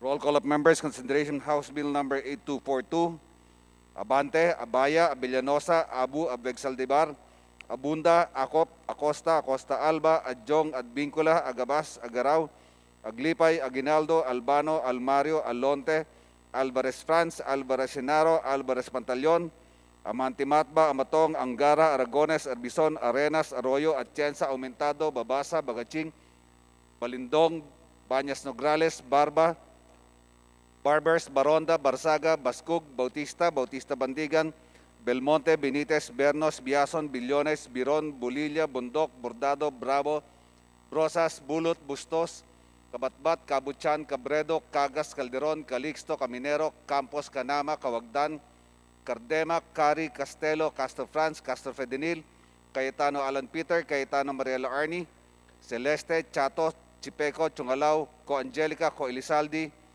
Cowanco, Colyantes, Crisologo, Cua, Quaresma, Cueva, Colyamat, Dagook, Daliped, Dalog, Dasa, De Jesus, De Venecia, Defensor Lawrence, Defensor Michael, De Los Santos, De Loso Montalio, Dimaporo Abdullah, Dimaporo Khalid, Duabit, Duhalid, Duterte, Di Faustino Ino, Di Faustino Michael, Di Ian, Edcas, Ecleo, Elago, Enverga, Erice, Erigel, Ermita Buhayin, Escudero, Espina, Espino, Estrella, Fariñas Ria, Fariñas Rudy Cesar, Fernandez, Fernando, Ferrer Juliet, Ferrer Luis, Flores, Fortun, Fortuno, Frasco, Pentebella, Gaite, Garbin, Garcia Jose Enrique, Garcia Pablo Jan, Garcia Vincent, Garin Janet, Garin Sharon, Gasataya, Gatchalian, Gato, Heron, Go Ed, Go Mark, Gonzaga, Gonzales Aurelio, Gonzales Neptali, Gonzales Sandro, Guruseta, Guico, Gullas, Guya, Haresco, Ataman, Hernandez, Herrera D, Hofer, Haloso, Xavier Jimenez, Co Elisa, Co Wilton, Konghun, Labad-Labad, Lacson, Noel, Lagman, Lagon, Lara, Lasatin, Liachon, Ligada, Lim, Kaichong, Lopez, Loyola, Lusotan,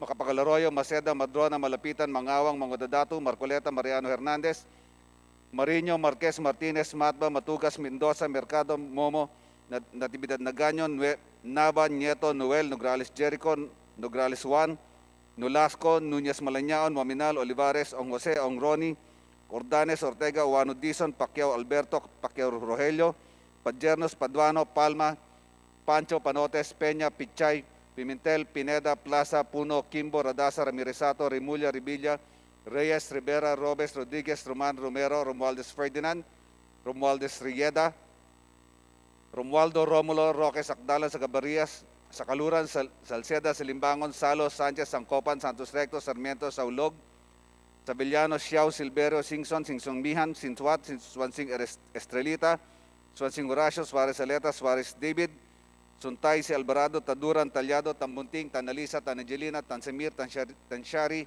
Tansherni, Tejada, Tevez Arnulfo, Tevez Jose, Chanco, Talentino, Torres Gomez, Tulpo, Tupas, Chutor, T. Alan, T. Diego, Umali Alfonso, Mali Maria Victoria, Unabia, Ungab, Uy Juliet, Uy Rolando, Valeriano, Balmayor, Vargas, Vargas Alfonso, Velasco, Veloso, Vergara, Villa, Villapuerte, Villanueva Eduardo, Villanueva Noel, Villar, Villarasa Suarez, Villarica, Biolago, Yap Eric, Yap Victor, Yu, Zamora Ronaldo, Zamora Waikurat, Sarate, Subiri. Second call, consideration House Bill number 8242.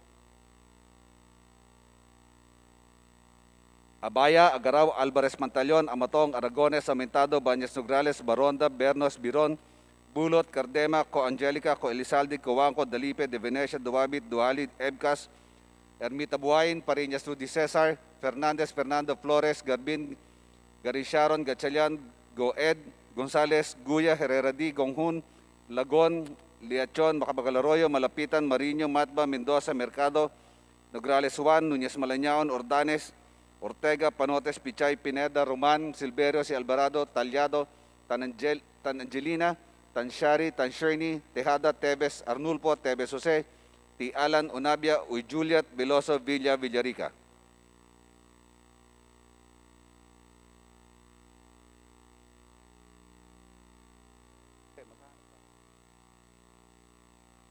With 229 members voting in the affirmative, 0 in the negative, and 0 abstentions, House Bill 8242 is hereby approved on third and final reading. Majority Leader. I move for the consideration on third reading of House Bill number 8259. For this purpose, may I request that the Secretary General be directed to read the title of the bill and thereafter to call the roll for nominal voting. The Secretary General is hereby directed to read the title of the measure and call the roll for nominal voting. House Bill number 8259, Anak providing income tax relief to medical frontliners for taxable year 2020. Roll call of members, consideration House Bill number 8259. Abante, Abaya, Villanosa, Abu, Abexaldibar, Abunda, Ako, Pacosta, Costa Alba, Adjong, Adbincula, Agabas, Agaraw, Aglipay, Aguinaldo, Albano, Almario, Alonte, Alvarez France, Alvarez Senaro, Alvarez Mantalyon, Amante Matba, Amatong, Angara, Aragones, Arbison, Arenas, Arroyo, Atienza, Aumentado, Babasa, Bagaching, Balindong, Bañas Nograles, Barba, Barbers, Baronda, Barsaga, Bascug, Bautista, Bautista Bandigan, Belmonte, Benitez, Bernos, Biason, Billones, Biron, Bulilla, Bundok, Bordado, Bravo, Brosas, Bulot, Bustos, Kabatbat, Kabuchan, Cabredo, Cagas, Calderon, Calixto, Caminero, Campos, Canama, Cawagdan, Cardema, Cari, Castelo, Castro Franz, Castro Fedenil, Cayetano Alan Peter, Cayetano Maria Larni, Celeste Chato, Chipeco, Chongalaw, Co Angelica, Co Elizalde, Coanco, Collantes, Crisologo, Cua, Quaresma, Cueva, Culyamat, Dagook, Dalipe, Dalog, Dasa, De Jesus, De Venecia, Defensor Lawrence, Defensor Michael, De Los Santos, De Los Montallo, Di Moporo Abdullah, Di Moporo Khalid, Duwabit, Duhalid, Duterte, Di Faustino Ino, Di Faustino Michael, Di Ian, Ebcas, Ecleo, Ilago, Enverga, Erice, Erigel, Ermita Buhayin, Escudero, Espina, Espino, Estrella, Feriñas Ria, Feriñas Rudy Cesar, Fernandez, Fernando, Ferrer Juliet, Ferrer Luis, Flores, Portuno, Frasco, Pentebella, Gaite, Garbin, Garcia Jose Enrique, Garcia Pablo Jan, Garcia Vincent, Garin Janet, Garin Sharon, Gasataya, Gatchalian, Gato, Heron, Go Ed, Go Mark, Gonzaga, Gonzales Aurelio, Gonzales Neptali, Gonzales Sandro, Goriseta, Guico, Gulias, Guya, Haresco, Ataman, Hernandez, Herrera D, Hofer, Halusos, Xavier, Jimenez, Coelisa, Wilton, Konghun, Labad-Labad, Lacson, Noel, Lagman, Lagon, Lara, Lasatin, Liachon, Legarda, Lim Kaichong, Lopez, Loyola, Lusotan, Macapagal-Arroyo, Maceda, Madrona, Malapitan, Mangawang, Magudadato, Marcoleta, Mariano Hernandez, Mariño, Marquez, Martinez, Matba, Matugas, Mendoza, Mercado, Momo, Natividandagaño, Nabañeto, Noel, Nograles Jericho, Nograles Juan, Nolasco, Núñez Malañaon, Waminal, Olivares, On Jose, Onroni, Ordanes, Ortega, Juan Dizon, Pacquiao Alberto, Pacar Rogelio, Padjernos, Paduano, Palma, Pancho, Panotes, Peña, Pichay, Pimentel, Pineda, Plaza, Puno, Kimbo, Radasa, Ramiresato, Remulla, Revilla, Reyes, Rivera, Robes, Rodriguez, Roman, Romero, Romualdez Ferdinand, Romualdez Yeda, Romualdo, Romulo, Roque, Sakdalan, Sagabarias, Sakaluran, Salceda, Salimbangon, Salo, Sanchez, Sangcopan, Santos Recto, Sarmiento, Saulog, Sevillano, Xiao, Silverio, Singson, Singsongmihan, Sinsuat, Swansig Estrita, Swansig Horacio, Suarez Aleta, Suarez David, Suntay, Si Alvarado, Taduran, Talyado, Tambunting, Tanalisa, Tanangelina, Tansamir, Tanshari, Tansherny, Tejada, Tebes Arnulfo, Tebes Jose, Chanco, Tolentino, Torres Gomez, Tulpo, Tupas, Chutor, T. Alan, T. Diego, Umali Alfonso, Umali Maria Victoria, Unabia, Ungab, Uy Juliet, Uy Rolando, Baliriano, Balmarior, Vargas Alfonso, Velasco, Veloso, Vergara, Villa, Villapuerte, Villanueva Eduardo, Villanueva Noel, Villar, Villarasa Suales, Villarica, Biolago, Yap Eric, Yap Victor, Yu, Zamora Ronaldo, Zamora Ruaycurat, Zarate, Subiri. Second call, in consideration House Bill number 8259, Abaya, Agaraw, Alvarez Pantaleon, Amatong, Aragones, Aumentado, Bañas Nograles, Baronda, Bernos, Biron, Bulot, Cardema, Co Angelica, Co Elizalde, Co Wangco, Daliped, De Venecia, Duabit, Duhalid, Ebcas, Ermita Buhain, Pariñas Rudy Cesar, Fernandez, Fernando, Flores, Garbin, Garin Sharon, Gatchalian, Goed, Gonzales, Guya, Herrera D, Konghun, Lagon, Liachon, Macapagal-Arroyo, Malapitan, Mariño, Matba, Mendoza, Mercado, Nograles Juan, Núñez Malañaon, Ordanes, Ortega, Panotes, Pichay, Pineda, Roman, Silverio, Alvarado, Tallado, Tanangelina, Tanshari, Tansheni, Tejada, Teves, Arnulfo, Teves Jose, T. Alan, Onabia, Uy Juliet, Veloso, Villa, Villarica.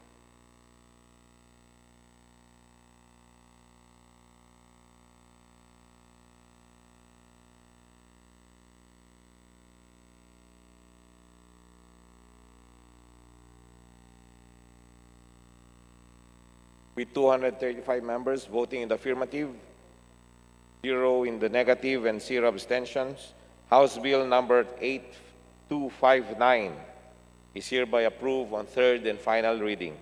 May I now call the Honorable Kulyamat to explain her vote on House Bill number 8259.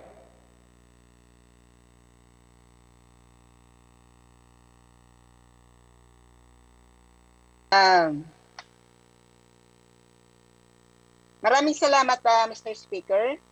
Yes,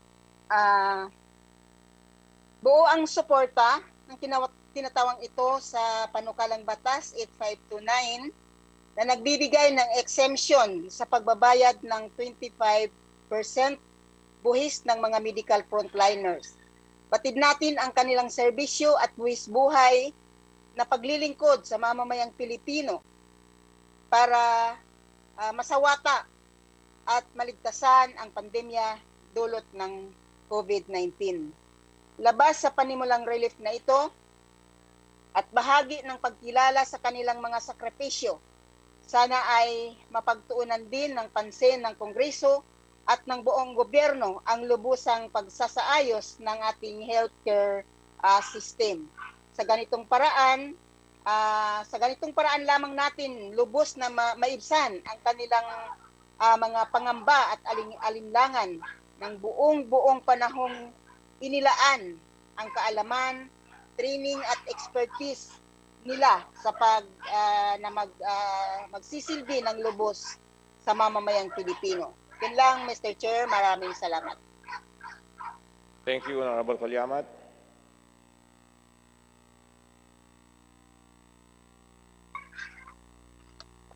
May we reiterate the earlier result of the voting on House Bill 8242 with 229 members voting in the affirmative, 0 in the negative, and 0 abstentions.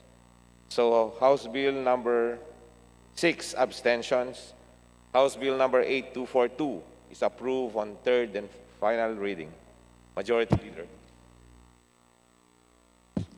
Mr. Speaker, in accordance with our rules governing inquiries in aid of legislation, I move that we refer the following House resolutions to the appropriate committees. House Resolution number 1415 to the Committee on Ecology. House Resolution number 1443 to the Committee on Health.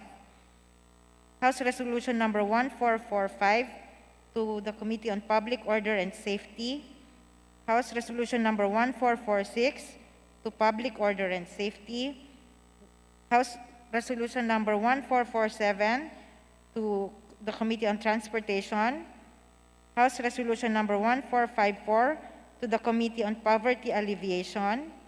House Resolution number 1458 to the Committee on Public Order and Safety.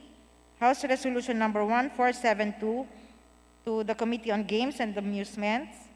House Resolution number 1475 to the Committee on Public Order and Safety. House Resolution number 1480 to the Committee on Public Order and Safety. House Resolution number 1489 to the Committee on Foreign Affairs. So moved, Mr. Speaker. Is there any objection? I hear none, then the motion is approved. Majority Leader. Mr. Speaker, pursuant to our rules governing inquiries in aid of legislation, I move that we refer the following speeches to the appropriate committees. The speech of the Honorable Mark Go, to the Committee on Labor and Employment, the Honorable Robes to the Committee on Health, the Honorable Suarez to the Committee on Constitutional Amendments, the Honorable Dagook to the Committee on Energy, the Honorable D to the Committee on Games and Amusements, the Honorable Marcoleta to the Committee on Good Government and Public Accountability, the Honorable Janet Garin to the Committee on Health, the Honorable Ordanes to the Committee on Senior Citizens, and the Honorable Vargas to the Committee on Poverty Alleviation. So move, Mr. Speaker. Is there any objection? I hear none, then the motion is approved. Majority Leader.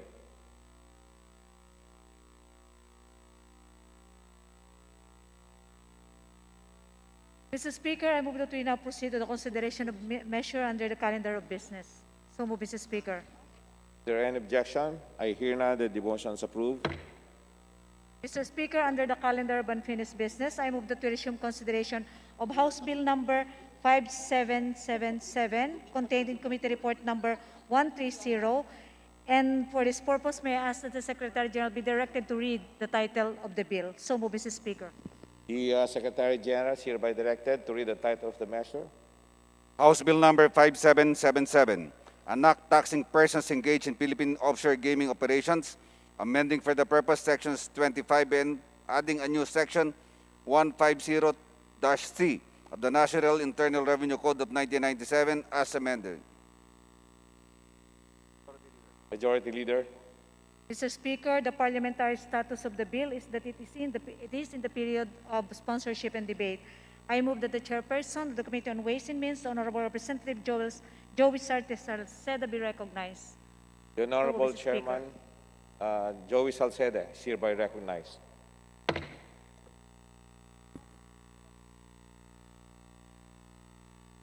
Move to suspend session, Mr. Speaker. Session suspended.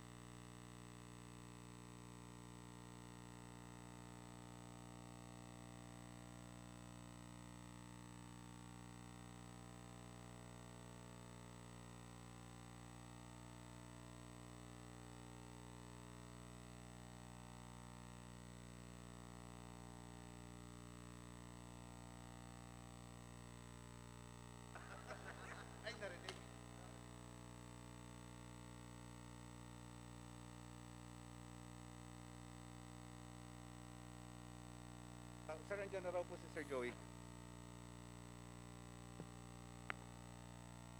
Session resume. Speaker, before we continue with the consideration of House Bill number 5777, I would like to move that all the bills passed on third reading be immediately transmitted to the Senate. So move, Mr. Speaker.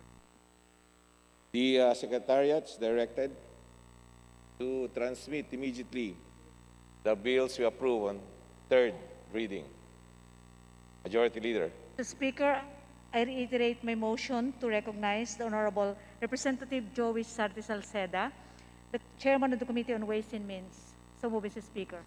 The Chairman, Joey Salceda, is hereby recognized.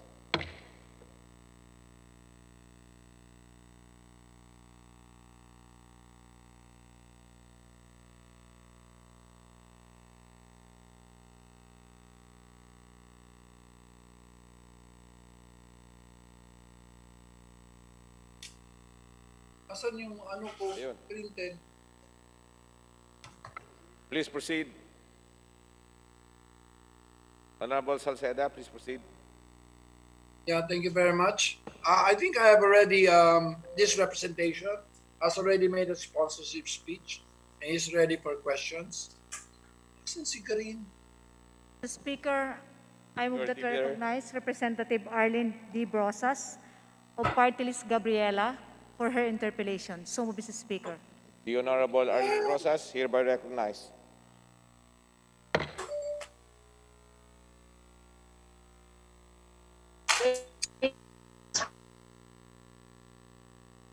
Salamat, Mr. Speaker. Will the sponsor yield to a few questions, Mr. Speaker? Yeah, to all questions. Thank you, Mr. Speaker. Ginong sponsor, as a matter of principle, we are rejecting the idea of hosting POGOs in the country in general, as it is not linked to any productive sector in the economy, aside from the fact that it opens a new vista for sexual abuse and gender-based violence in our country. It has been well established in hearings related to POGOs that this industry has given rise to the proliferation of non-conventional forms of human trafficking and prostitution. POGOs have also circumvented our tax laws for the longest time, resulting in billions of organ revenues. Sa panukala pong ito, gusto na nating klaruhin.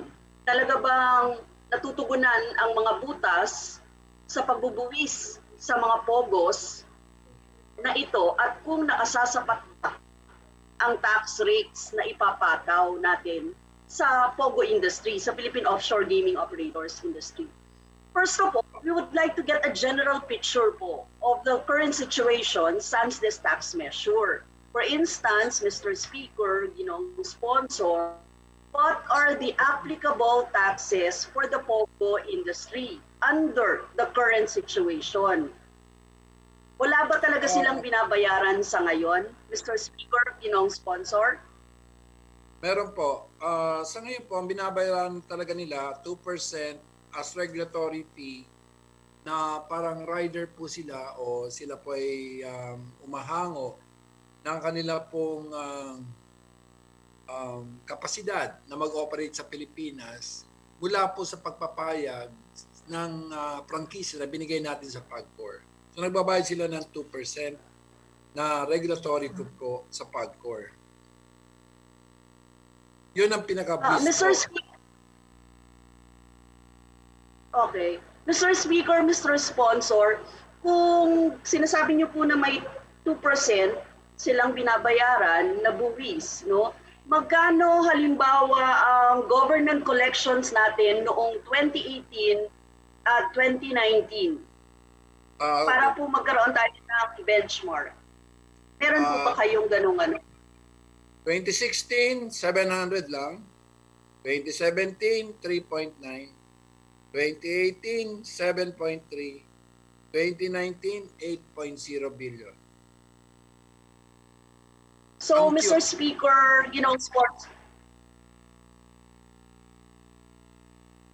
Again, Mr. Speaker, sponsor. Ang cute-cute. Dahil ang Ibig sabihin, maliit po yun. No? nung panahon po yun, nung maabot sila ng halos 500 billion ang kanilang gross gaming revenues.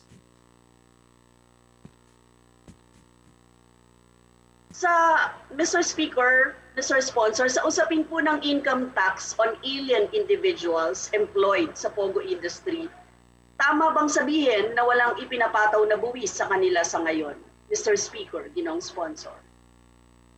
Well, dahil sa kawalan po ng batas, wala po. So, wala. Wala po. Hindi natin mahabol kung sakasakali man, dahil nga po sila ay binabayaran sa mga pamamaraan na mahirap pong natin i-monitor, katulad po ng WeChat. Billion-billion pong transaction dumadaan po sa WeChat. So, kaya nga po, ginawa po itong batas na to para mahuli sila sa pamamagitan po ng tinatawag natin presumptive income na linalagay natin sa 600,000 o 50,000 per month. At yun ay magiging basihan na kanilang 25% personal income tax. Mr. Speaker, speaking of the 25% na nilagay niyo sa House Bill 577, yung pinapataw na 25% income tax on alien individuals employed in the Pogo industry. Bakit po 25% ang income tax rate? I understand iba siya sa Senate kasi ang version po ng Senate ay 30%. So, why come up with the 25%, Mr. Speaker, Ginong Sponsor? Sa tingin ko naman, kailangan may pari-passu treatment tayo. Equal pay for equal work, equal tax for equal value. So, bakit mo gagawing 30? 25 naman po talaga ang binabayaran. Dahil yung mga tao naman po yan, kailangan pong mabuhay. Kasi hindi naman lahat yan, Chinese. Sa 220,000 na alam ko na Pogo noong kasagsagan, ay halos sumaabot po ng mga 25,000 mga Pilipino. So, ibig nyo sabihin, yung Pilipino, 25, yung Inchik, 30. So para po pantay sila, 25% sa lahat sa kanila. Sa tingin ko naman pag trinenta nyo po yan mukhang hindi na sila dito magtatrabaho dahil pati po yung mga Pilipino parang discriminatory na rin dahil yung kapitbahay nila dahil nagtatrabaho siguro sila sa ibang kumpanya, 25, sila 30. So sa tingin po ninyo ay enough na ang 25% na ipapataw na income tax sa kanila? Ito ang ideal. Tama po ba, Mr. Speaker? Sa pananaw ko po, base lang po sa masasabi nating pantay na pagtrato po sa isang manggagawa. Depende except siguro kung ano po yan, taga-ibang planeta. Mga tao rin ho yan may mga pangangailangan po ang kanilang mga pamilya o may mga pangangailangan po sila ng mga pansarili. So yung kakayahan nila na magtrabaho, yung kontribusyon nila sa Estado, sa gobyerno, sa tingin ko sapat lang, tama lang po na yung 25%. Mr. Speaker, mga magkano po sa tansya ninyo yung pinakamataas na sinasahod ng isang foreign worker sa Pogo industry? Pinakamataas at pinakamababa. Ano po yung usual? Kung Chinese ka po na ikaw po nagdi-deal sa mga naglalaro sa China, dahil bawal naman po at mayroon tayong kakayahan na ang mga Pilipino talaga automatic po hindi sila makakonect dito sa mga Pogo gawa nga po ng sa teknolohiya. So yung kanila pong sahod ay pinapadala sa pamamagitan po dahil nga po yung kita ay nasa China. So pag-remit dito, ang pag-remit nga po ay through WeChat. Ang estimate po noon, sabi ng South China Morning Post, mga nasa 7,600 na yuan. Ano ba?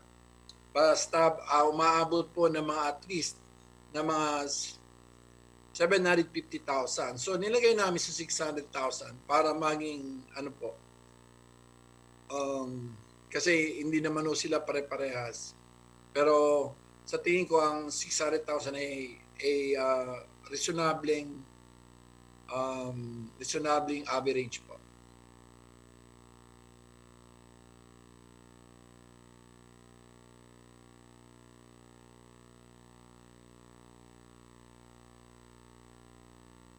Patay ba? Patay ang aking... Yes? I'm back. Yes, Honorable Salceda, we can hear you. Yes, I've answered the question. We can hear you, Honorable Salceda. I've answered the question. Honorable Brosas, proceed. Honorable Brosas, proceed. Yes. Again, Mr. Speaker, magkano po kasi hindi ko po narinig yung towards the last, nakat po ako doon towards the last ng sinabi ng ating good sponsor. Mga magkano po sa tinataya? Ang narinig ko po hanggang 7,691. Sinabi ko Mr. po yun. Speaker, Sinabi tama ko po ba? Sabi ko po yuan. Pero sa Pilipinas po, ang median po ay 50,000, ang minimum 25, at ang mataas po ay 75. Yuan.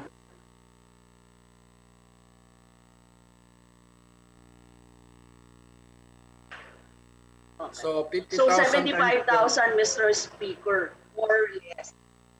ang taas.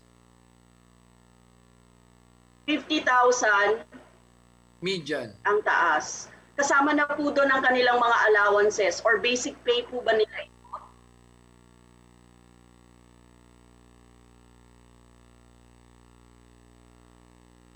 Alam niyo po, parang mga contractual po yan eh. So nasa iyo po kung tipirin mo yung sweldo mo. Kung mag-good time ka, i-charge mo dun. So ang status nila ay parang contractual po dun sa kanila pong POGO employment contract. So kung Mr. Speaker, mga ilan pong bilang, no, ng Sige po. Yes, Mr. Speaker, gusto nating tanungin ngayon kung mga ilan pong bilang ng foreign workers sa tingin ninyo nasa POGO industry natin ngayon. 118,000 po, yan po yung official, pero sa tingin ko doble. 118? Yes. 118,000? Yes. Base po sa dole. So, Okay. So, Mr. Speaker, sponsor, based sa ganitong tax rate, magkano po yung tinatayang malilikom ng gobyerno dito? Multiply na po natin yan ng 600,000 times 25. Umaabot po ng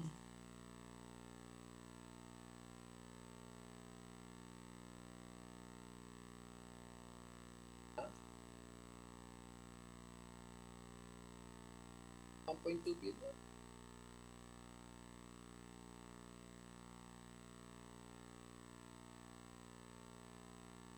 Wait lang.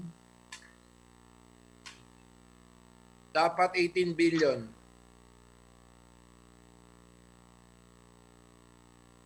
So, 18 billion po ang tinataya natin. Actually, ang mas eksakto, 22. 22 billion. Ano So, ibig sabihin, Mr. Speaker, kung nasingil na natin before pa yung iba, sana meron na tayong mga nakukuha, no, na revenues ngayon, Mr. Speaker, sponsor.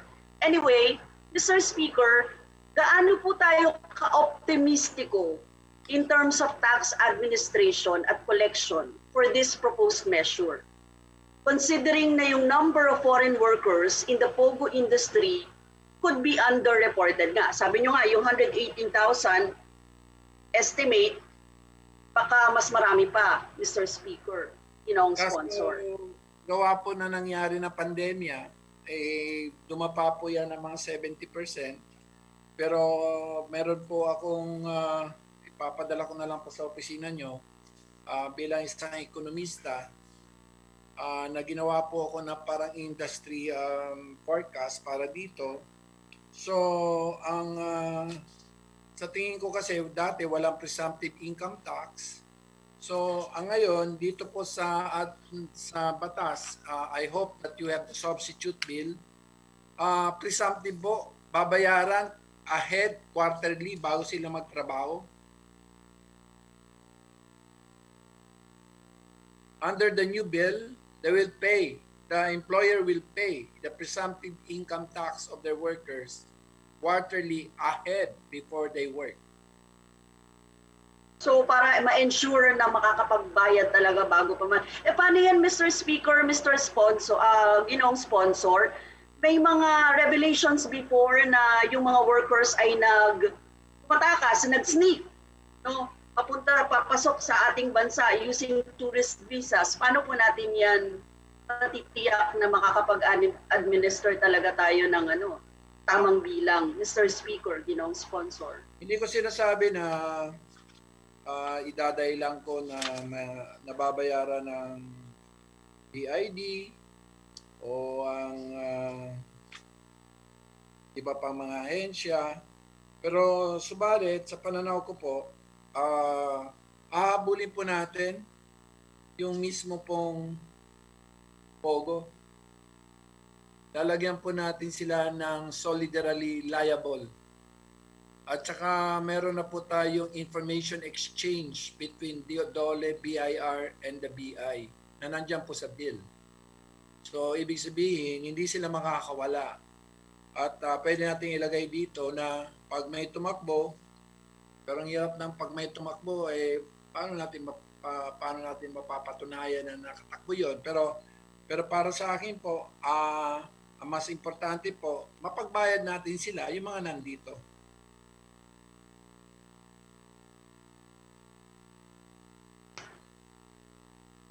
Maraming salamat, Mr. Speaker, Mr. Sponsor, sa pagsagot sa mga ilang katanungan ko.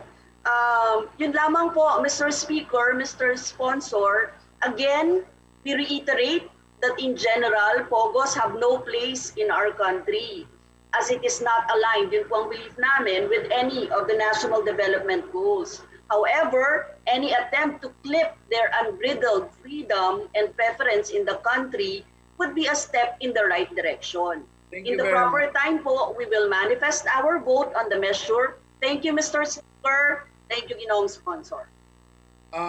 Thank you very much po sa suporta. At kami po ay nakikisa. At para po itong pera ay magamit natin para po siyempre sa national development, sa poverty alleviation, pati na po sa paglaban po sa COVID. So, thank you very much po. Thank you, Honorable Brosas. Majority Leader. Mr. Speaker, I move that we recognize Honorable Representative Carlos Isagani Sarate o Bayan Muna Party List for his interpellation. So move, Mr. Speaker. The Honorable Carlos Sagani Sarate is hereby recognized. Thank you, Mr. Speaker. Magandang hapon muli. Magandang hapon sa ating kagalang-galang na sponsor. Good evening po.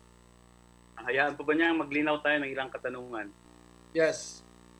Salamat, Ginoong Sponsor. Unang tanong ko, Mr. Sponsor, Mr. Speaker.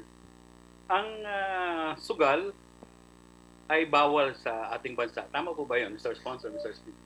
It is not a state-sponsored activity, but it is it is a regulated activity. It's not something that I will create a national development strategy around. But so just like smoking, it's just like drinking, and therefore we regulate them essentially through taxing as well as other regulatory measures. Salamat, Ginoong Sponsor. So, parang it's an unnecessary evil just to finance our development. Is that the stand of the good sponsor, Mr. Speaker? May mga countries naman na hindi kailangan to, kaso nandiyan na po ang PAGCOR. Eh kung ang PAGCOR binigyan po ng gobyerno ng prangkisa, so in a way, it is in a way recognizing the fact that here is an activity, no matter how you like it, it exists. And kung baga sa ano po, kung ipoprohibit mo, eh, mas lalo pong lalala at mas pernicious po ang epekto po sa lipunan. So ang mas maigi po, katulad ng prohibition, halimbawa na pag-iinom, mas malaki pong negatibong epekto po sa lipunan kaysa po niregulate o sa pamamagitan po ng pagbubis at pagsiset po ng mga standard, katulad na halimbawa ng mga sinasabi natin, nobody can drink below 21 o yung mga ganong klase po. Thank you, Mr. Sponsor, Mr. Speaker. Ang mga players ng Pogo ay majority, if not all, are Chinese corporations or business persons. Tama po ba yung statement na yan, Mr. Sponsor, Mr. Speaker? All of them are foreign. All of them are foreign, but majority are Chinese. Is that correct? Yes. Sponsor? Correct. Yes. Because ang nandito po ay mga Chinese Pogo Yes. player. Pogo And, operator. May I inquire, Mr. Sponsor, Mr. Speaker, in China, meron din po bang operations of Pogo? Wala. Or, may Wala. we know the Mr. Sponsor, Mr. Speaker? Wala. Dahil po bawal doon. Tama po ba yun, Mr. Sponsor? Eh, sa pangalan pa lang, offshore eh. Hindi. But ang sugal ay bawal sa China. Tama po ba yun, Mr. Sponsor, Mr. Speaker? Opo. Illegal sa China. Legal, Pero no? nakakapunta sila ng Macau. Yes. Although that's, illegal sa kanila. Sa mainland, there is no such thing as katulad ng Pilipinas na state-regulated or state-sponsored gambling. Ay, hindi ko sinabing state-sponsored. Sinabi ko, it is not a state-sponsored activity around which I will build a nation. No. I will, I need to correct that because kung sa kita pa lang kung 4.5 trillion ang ating GDP, ang revenues ng PAGCOR wala pa sa 1%. Ibig sabihin, hindi ito pwedeng sandalan po ng ekonomiya.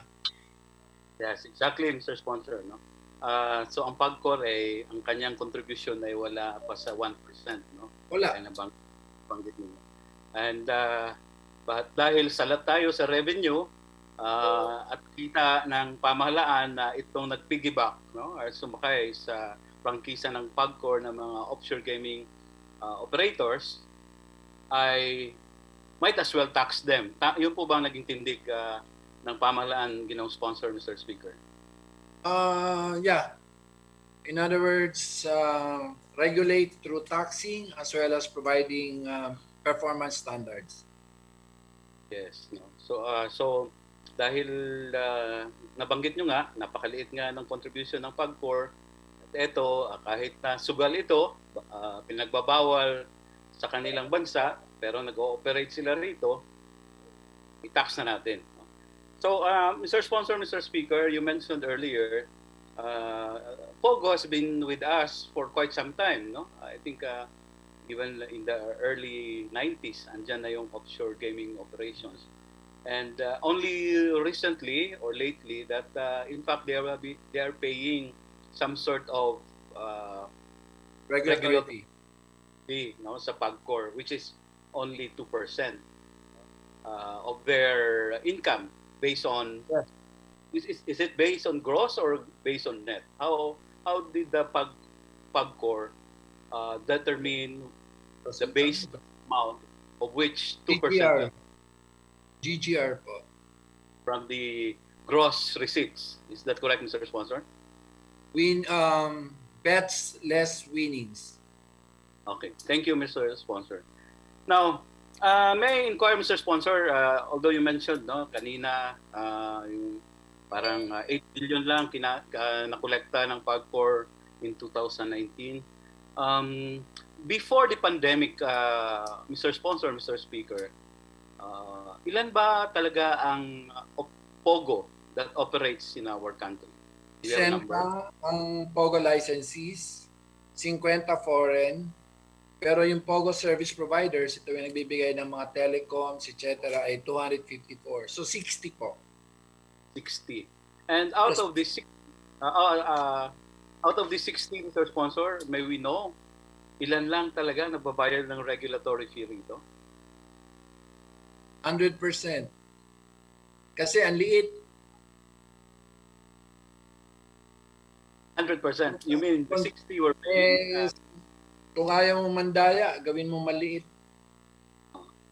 So the 60 operators are paying.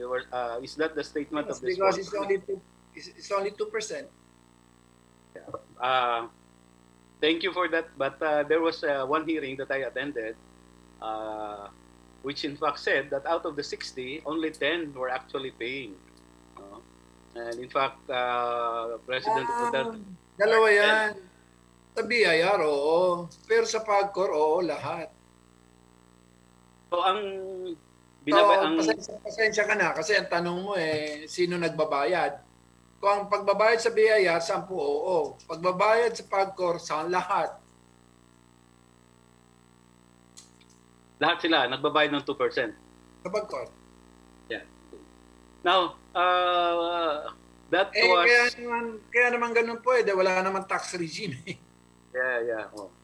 So kaya that was... Nilalagay natin to. So yun yung POGO BC, no, or before COVID. Now Yes. that struck the country also heavily, may we know, Mr. Sponsor, Mr. Speaker, dahil ang sabi, ang ilang mga operators ay umalis na,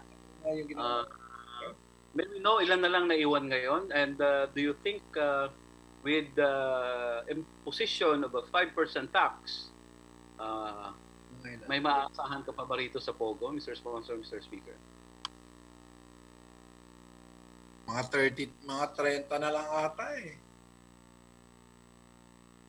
30 na lang nandyan. Pero may papadala po ako sa iyo, ginawa ko sa on my own as yayabang ba ako as an economic analyst which can provide you a guidance basically on how to possibly look at POGO and why we need to do this. Kasi by the time na vaccinate mo na lahat, balikan lahat yan I would say that by 2024, how many percent do we see? We are looking at 80% return to normalcy.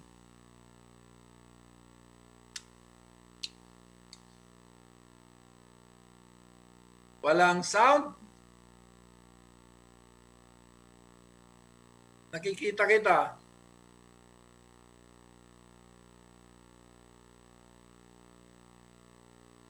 Sino nakakarinig sa akin? Okay na, Mr. Sponsor, Mr. Speaker.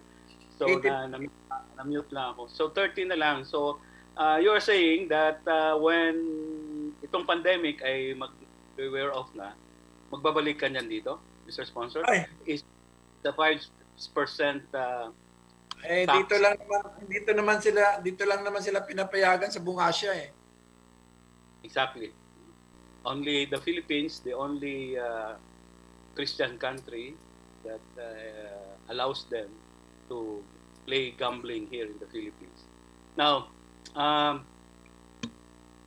nabanggit dito sa ating panukalang batas, Mr. Sponsor, Mr. Speaker, na in fact, dito sa batas na ito, dalawa na yung magiging collection agent, PAGCOR and the Special Economic Zones. Tama po ba yun, Mr. Sponsor, Mr. Speaker? Yes, PAGCOR and economic zones. Kung saan po sila nandun. PAGCOR and the economic zones. But which among these two, no, PAGCOR and the Special Economic Zones, ang parang lalabas na regulator dito sa POGO, Mr. Sponsor, Mr. Speaker? PAGCOR. Still PAGCOR. Kasi nagkataon lang doon sila nag-locate. Ecozone is just a locator. It's just a location. Okay, so ibig sabihin, itong mga operators na ito ay kukuha pa rin, mainly doon pa rin sila sa PAGCOR, kukuha ng parang authority nila to operate. Tama po ba yun, Mr. Sponsor, Mr. Speaker? Ayokong gamitin yung word. Colorum. Para silang colorum na jeep. Nakikikabit ng ng tunay na may-ari ng prangkisa. Naitanong ko ito, Mr. Sponsor, Mr. Speaker, dahil sa kasalukuyan, para nung mga nasa special economic zones, ang bahala na roon ay yung authority, no, within the special economic zones. No? Walang pakialam ang PAGCOR dyan. So you are saying that under this bill, talagang PAGCOR na lahat. Is that correct? Appreciation, Mr. Sponsor. Pagdating po sa regulation, PAGCOR po. Now, on to my other clarificatory question. You mentioned also in this bill na yung mga foreign employees ng POGO will be taxed 25 flat rate mula sa gambling operations. On 600,000. Ang minimum is 600,000. So what about those earning below 600,000? They are exempted from paying the 25 flat rate? That is presumptive income. Okay. So parang sa motel, wala man resibo, kaya ang solusyon doon presumptive na lahat kayo nagcha-charge ng 280 per month per hour. So katulad din dito, hindi natin mahuli dahil gumagamit ng mga WeChat. So meron tayong presumptive. Basta ikaw ay empleyado ng POGO, 600,000 times 25 babayaran mo. So even if you're earning below 600, halimbawa ang talagang actual income mo lang is 500,000, you will still be charged a flat rate of... Tama po. On the contrary, on the other side of the coin, no? Even if you are halimbawa 1 million, dahil wala namang resibo-resibo yan, sabi ninyo, ganun pa rin, 25% base. I can still claim na, sige, doon muna na ako i-charge sa 600,000. Pwede po ba mangyari yon, Mr. Sponsor? Pwede. Kaso, pag ginawa mo po ng statistical analysis, the median is 50,000 per month. So, hindi naman po ako mag-iimbento. Meron po kaming basehan para masabi after through surveys or not through survey but through consultations na almost 50,000 per month talaga ang sweldo nila. Nitong 118,000 more or less POGO employees. Yes. But you mentioned also earlier, Mr. Sponsor, Mr. Speaker, na itong 118,000 ay hindi naman ito lahat foreigners. Yes, 20,000 ay Pinoy. Okay. But this flat rate of 25,000 will only apply to foreign employees. Is that correct? Yes, non-resident. Okay. So, yung mga Filipino resident employees of POGO, ang mag-a-apply rin sa kanila is our regular tax rate or itong flat rate? Yung galit na galit ka, train 1. So, paano magiging basis ngayon for the application? Yes, train 1. So, I will show, so doon sa 250,000. Yun ba yun? Yes. Because yung iba naman po kasi, yung pera nila galing po sa abroad. Dito naman po, ang kanila pong pwede po natin matrace. Kasi May TIN po sila. So ibig sabihin, pwedeng maging exempt ako sa pagbayad ng income tax ng isang Filipino. Bakit? Hindi naman, may TIN ka eh. Yes, but if my income bracket is below doon sa then 12,000. Wala ka. So, wala kang wala akong tax na zero. Free. Okay. Pero yung pinakamababa, 25 eh. Oh, yes. So, now, may based on your studies, Mr. Sponsor, Mr. Speaker, magkano ba ang magiging projected tax revenue mula sa dito? Noong 2019, dapat 56 billion eh. Okay. Kaso inabutan nga tayo noong 2020. Ang estimate ko ngayong taon, mga aabot po sila para sa PAGCOR, mga 2.5 billion. Sa gobyerno, 13.28 billion. Ito po yung sinasabi ko kanina na simulation na nirun ko po based on basically po, alam niyo po, yung lahat po ng simulation yan is based on the rate of vaccination eh. So, assuming, let's say, ewan ko eh, ako, ginagamit ko, ewan ko, baka may magalit. 20% vaccination. Ang nakikita ko sa Pilipinas. So, yun po ang nakikita ko. So, as we go, we see it double by 2022, hoping that we will have like 50% vaccination. And let's say in 2024, hopefully we have 80% vaccination. So, we can generate 48 billion for NG and for PAGCOR 10 billion. So, that's roughly about 59 billion. So in the 4-year period, that's 144 billion.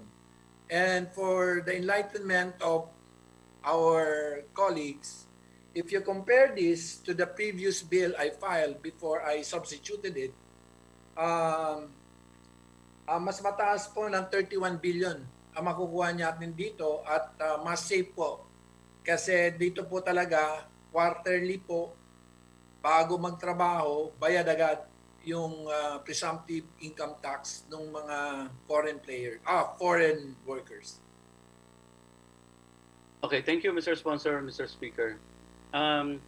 So, yung projection ninyo, magkasama na yon ng tax on individuals as well as tax on the operators. Tama po ba yun? Sa halimbawa, sa peak sa 2024, 25 billion po ang galing sa Pogo at sa non-resident alien ay 22.26. And that presumption is based on a 80% vaccination. 80% vaccination. Yes, sir. Okay. Ganun talaga po ngayon. Ang buong ikot ng ekonomiya ay nakabase po sa rate of vaccination po ng ating populasyon. But isn't it that ang mga parokyano naman ng Pogo are mga foreigners din, Mr. Sponsor, Mr. Speaker? Ay sila din kailangan mag-vaccinate eh. So, yung pag-ikot ng ekonomiya ng China, yung propensity nila magsugal in excess of their in other words of their in terms of their disposable incomes at siyempre yung kanilang appetite to work abroad, siyempre hindi mo papapasukin pag hindi yan vaccinated. Tama ho ba? Yes. So I think it is a reasonable assumption to say na kailangan, halimbawa nagsisimula kami sa 30% vaccination, ilan pa lang ba ang China? 10%? Wala pa ata. So presumably, ratio and proportion, alangan naman lahat lang ng Pogo ang binaccinate. Yes, of course, no. Although ang sabi nga ng isang report, nauna na sila nag-vaccinate through an illegal or smuggled vaccine even before, no. We started our rollout, no. Kaya naitanong ko yan. Dismiss yan, pero naniniwala ko. 15,000 binayaran daw. Pero effective daw dahil inactivated po yung virus. Di katulad ng iba. At saka mababa lang po yung refrigeration requirements. At saka in fairness naman po, walang COVID case recorded in any POGO workers from the start of the pandemic till now. So at any rate, kasi nasa era tayo ng pandemya, kasama ba yan sa nire-regulate ng PAGCOR? Mga workers dito ngayon. Ang BI po yan eh. At saka DOLE, at saka siyempre DOH. Siyempre, Yes. hindi, pagpasok mo pa lang, katulad ko, pagpasok ko kailangan i-swab ka. Siyempre, hindi naman sila exempted sa swabbing. So, obviously, pag sinwab ka, na-vaccinate ka na, obviously, magne-negative ka. Well, I did ask that, Mr. Sponsor, Mr. Speaker, although we are discussing here a tax measure. Dahil sa mga ilang pagdinig related to POGO ay nakarinig tayo at nakita natin ang magkaibang, dahil parang wala ngang isang ahensya lang na tumitingin dito. Iba-iba ang mga datos na binibigay sa atin. No? For example, iba rin yung datos na kung ilan ba talaga ang pumapasok dito ng mga foreign workers nagtatrabaho sa POGO. No? Iba ang datos ng... Actually, ang tunay na datos po, nag-COE yan.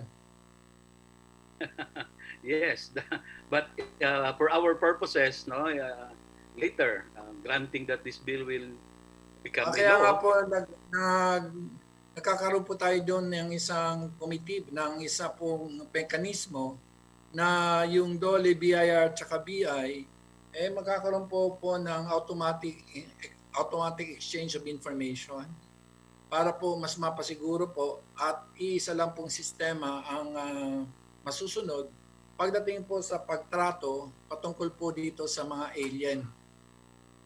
Malay mo hindi naman sila alien lang siya. Malay mo hindi naman sila pupunta sa POGO. Kaya kailangan mo may konting ingat din.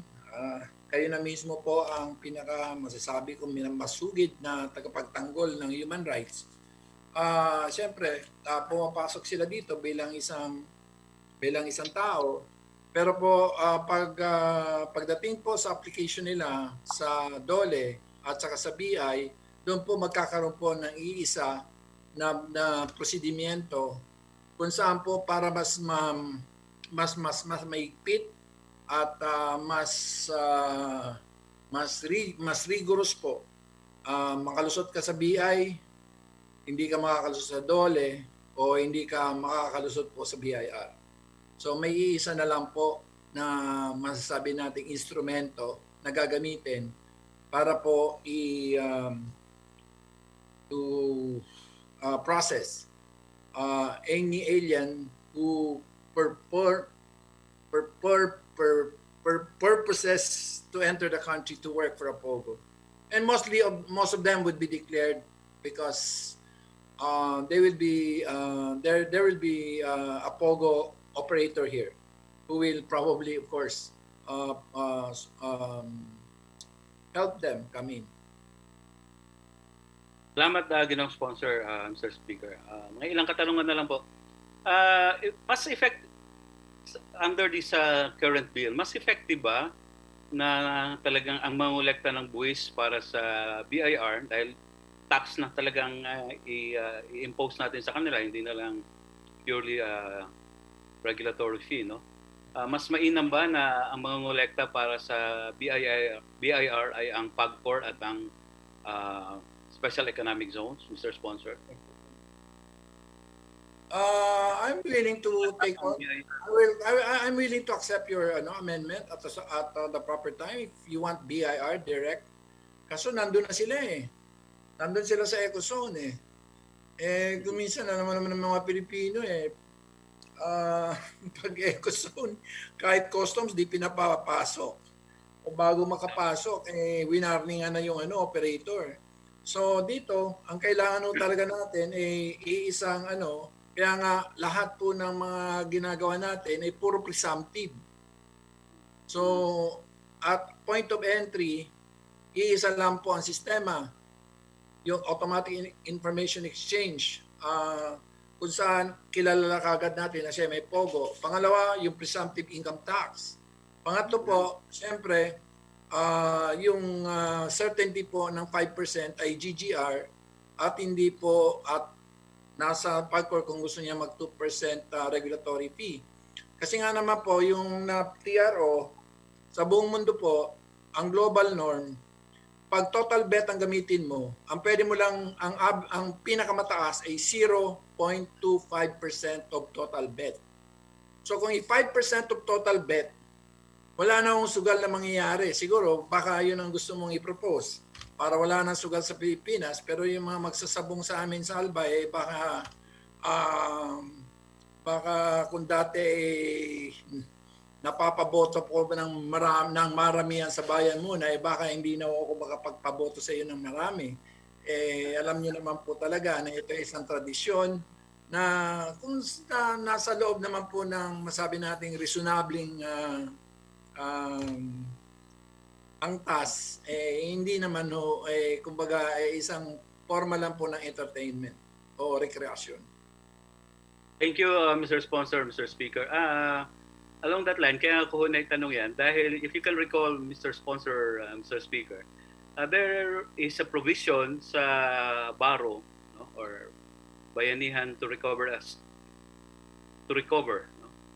one, or Bayanihan to, na sumisingil ng 5% na buwis sa turnover or doon sa taya para maging parte ng COVID-19 Relief Fund. Wala akong papasok nun. Ngunit na TRO nga ito sa Korte Suprema. So you are not open na ang magiging tax base para sa mga ay base sa turnover imbes na sa gross revenue? Para yan negosyante ano po, kung trader ka, tapos i-income tax kita doon sa sales mo, ang global norm po ay 0.25% of total bets. Kung i-run mo po yan, ahead tayo kung 5% of GGR. Depende na lang po kung anong strategy. Kasi may mga marketing efficiency. Bawa, kung taasan mo po yung iyo pong winnings, ano po, di mas maraming tataya. Mas tataas po yung GGR, so mas mataas po ang makukolekta natin. So, ibig kong sabihin, nasa realm po ng business strategy at hindi po pwedeng gamitin po yung top base kasi nga po may mga elemento po ng estratehiya sa pagnenegosyo na kung minsan, halimbawa, pag ikaw ay nagsugal dyan, halimbawa sa PAGCOR, siyerto ay siguro po, 18% lang ang posibilidad na mananalo ka. Dahil yung po ay ang nakaano sa kanila, naka-program. Pero kung taasan nila ng 25, biglang puputok ng revenues nila. So ngayon, ang sinasabi ko, so gaganda rin yung GGR mo. Kaya ang sinasabi ko po, ang mas maganda, which it reflects market efficiency business strategy, is GGR, not bets. Well,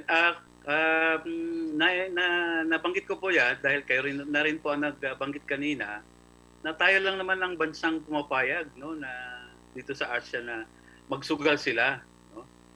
So kung talagang gusto nila Chinese, hahabulin nila yan, no? Ang para sa akin po naman well, ayoko naman nung sabihin na sovereignty as the basis for this legislation because we are indeed sovereign. But if you talk about 5% tax, that tax is a tax on the bettor, not on the operator. We cannot tax them because they are foreign citizens betting from abroad. So, paano ko habulin yung mga bettor? Let's gawin din So, natin in other words, it is how do you call that? Hindi man improbable, kundi practicable. Nawala yung pagkatinista ko po dahil sa inyo. The 5% bet tax is a tax on bettor. And the bettor is foreign. How do you now claim from them? Well, the GGR is a tax on the operation because that's bets minus winnings equals gross. So in other words, it is based on marketing strategy And of course, sinasabi ko nga kanina sa iyo na marami pong elemento. Pag tinasa mo yung winning percent, tataas yung bets, so gaganda yung GGR. So in other words, the GGR is a result of a business strategy and therefore is a result of what the Pogo does and therefore and what it earns. So GGR, so this is a tax on GGR because we are taxing the Pogo. Because we cannot tax the better because they're Chinese. Okay. Salamat, Mr. Sponsor, sa inyong pong paliwanag. Dalawang tanong. Meron pa ba? Yeah, last two questions. Best ko sa iyo. Magkano ba ang mawawala sa atin talagang buwis, no? Kung hindi maipasa itong panukalang batas na ito, no? Kung nabanggit ninyo kanina, napakaliit naman ng contribution ng PAGCOR, no? You will not even consider this as parang sandigan ng ating development, itong tax na ito, no? Dahil napakaliit ng contribution. Then, why push for it? Bakit magkano ba talaga ang mawala pag hindi maipasa ito? Considering that previously there was Representative Brosas mentioned may mga antisocial cost. So But if I you think wait, I will not debate on the social cost because that has to be proven sociologically. But I can Okay. tell you one thing, that not a single COVID case has been recorded in any of the hospitals on any foreign alien na nag-serve po as a worker of Pogo. Pero with respect to ano mawawala, 13 billion this year. 13 Tapos billion. sa PAGCOR po, ang mawawala is about 2 billion, 2.45 billion. So, dahil nga po, ayokong gamitin na parang napaka-conveniente, COVID. Pero aminin na po natin, kaya wala naman mawawala kasi wala naman tax regime. Pero may kikitain tayo dahil nandyan na yan. Bakit hindi pa natin bisan? Kumbaga sa hindi mo naman mapigilan si Juan de la Cruz uminom, bisa mo na yung San Miguel Beer. Ganun lang po yung konsepto nito. Prohibition does not work. Because it is in the human predisposition. Unless you want to jail everyone who drinks San Miguel. My point there is, one, it doesn't use any local resources. The money is in China, which had just grown by what, 6%? And there's disposable incomes, and therefore we have 1.7 billion people there. Around Shanghai alone, the number of people who are na kumikita po ng $20,000 a month ay umaabot po ng ilang milyon. So ang sinasabi ko, beyond saying as an opportunistic approach, parang yung Las Vegas noon bakit nandun lahat ng masugalan? Kasi pagkalayo-layo, doon nila nilagay yung kanilang mga preso. Ngayon, yung mga preso, pinayagan nila magsugal. Di doon nagpuntahan dahil doon lang legal yung sugal. So, wala naman akong magagawa kung ang Malaysia o ang Singapore o ang Japan o ang Taiwan o ang Korea o ang Thailand, ang pati Cambodia, hindi po pumapayag na magpasugal sa pamamagitan. Pero alam mo, inevitable po yan dahil gawa po ng digital So, aminin na po natin at tanggapin na po natin na itong mga bagay na to, mas maganda kung i-approach natin from a regulatory perspective and use the powers of the state to regulate what is a malum in re, not malum prohibitum, and use the proceeds for development. I think that's the better approach. Thank you, Mr. Sponsor, Mr. Speaker. Second to the last question. How about you also consider the national security implication ng operation dito ng mga offshore gaming operations, Mr. Sponsor, Mr. Speaker? Because this was Uh, raised previously. I in would one be of the- more concerned about their ownership of NGCP than this. Because Thank you. in this part, I think it's more, I don't know how they will affect if they're sending more money to us, and I don't know if there's any capture of loyalty from sending money to the Philippines. So there is, I believe, very can you give me time to study those national security aspects? And ayaw kasi nag-iimbento eh. Pero ang Okay. alam ko lang, pag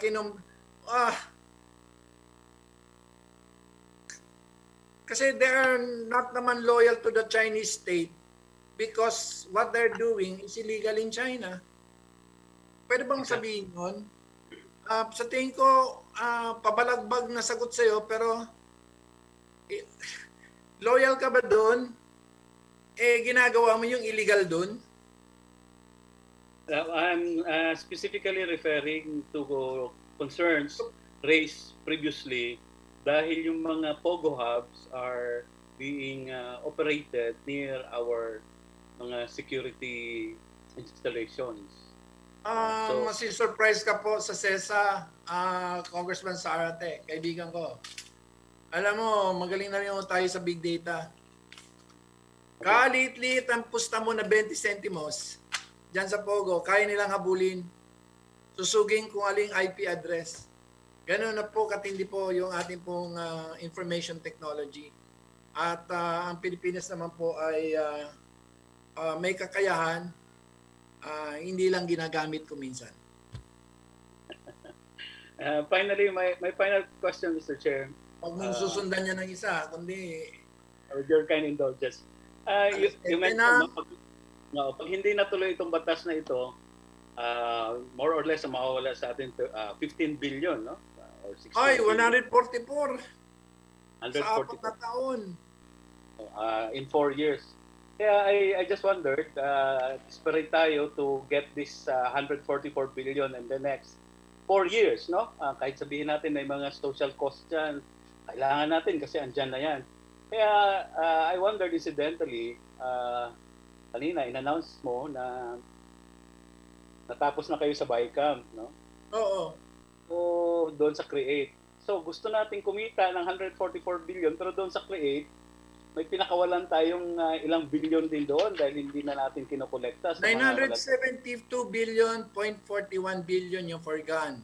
Pero 12 trillion yung forecasted investments, of which $9 billion a year in foreign direct investments. I can debate with you because I totally respect you, but I can show you the models, the econometric modelings, including predisposition, what other countries have gone through, comparing it to Vietnam after Doi Moi, comparing it to all sorts of other countries of what happened once they offered these types of incentives. So they may be comparable, but if I forgo 14 billion, I will not get any investment. Well, sabi mo nga, forecast lang yun, ano? Di ba? Alam mo tayo, Let us see what it will become. sa buhay natin, hanggang ngayon, alam mo naman, nabuhay ako simula high school bilang isang sosyalista. At hanggang ngayon, yung pangarap na yun, nandun pa rin yung pagkapantay-pantay ng oportunidad para sa lahat. Pero sa bagay na yan po, hindi sa lahat po ng aking pong ginagawa, yung sinasabi ko nga pong categorical imperative, na ang lahat dapat makinabang sa kung ano po ang benepisyo o ang bunga ng estado, pati na po ng lipunan at ng komunidad. So, yan po ay isang pangarap na hindi ko naman binibitiwan. Kaya hindi po masama mag-forecast, hindi rin po masama mangarap. Salamat, Mr. Sponsor, Mr. Speaker, sa inyong mga paglilinaw. Kaya ko lang din itanong yan dahil Maraming salamat po. po sa kalinawan ng ating mga kababayan. Thank you, Mr. Sponsor, Mr. Speaker. Thank you, Honorable Mr. Scate. Speaker, may I ask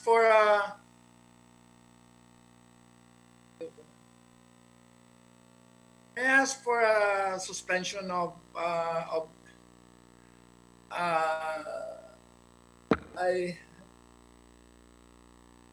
meron pa ba magtatanong? No, Mr. Speaker. Wala na. Mr. Speaker, I move to suspend Ay, consideration of House Bill number 5777. So move, Mr. Wala na magtatanong. Is there any objection? Hearing none, the motion is approved. Maraming salamat. Majority Leader. Mr. Speaker, on the part of the majority, I move to nominate and elect the Honorable Wilton Tontonco as Vice Chairperson of the Committee on Science and Technology,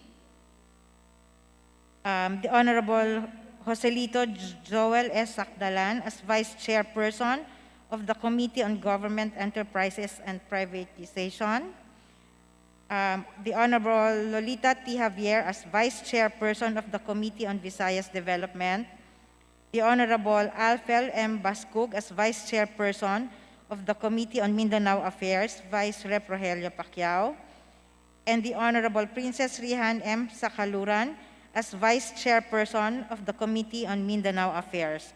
So move, Mr. Speaker. Is there any objection? I hear none, the motion is approved. Majority Leader.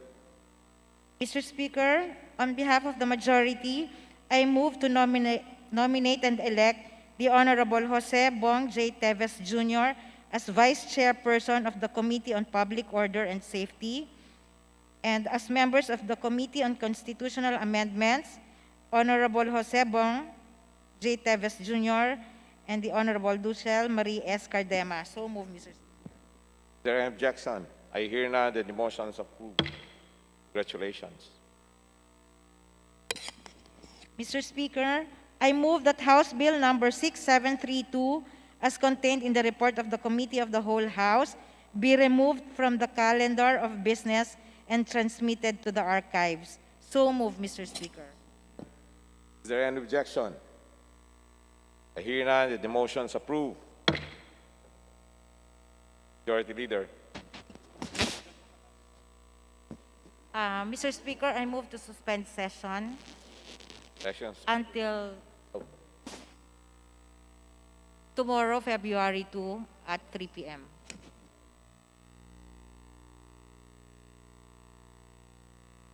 So move, Mr. Speaker. Session suspended until tomorrow, February 2 at 3 p.m.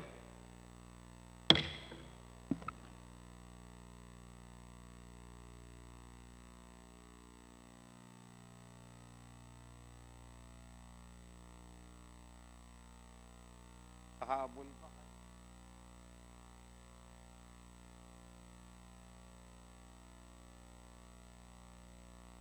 The baby. Night.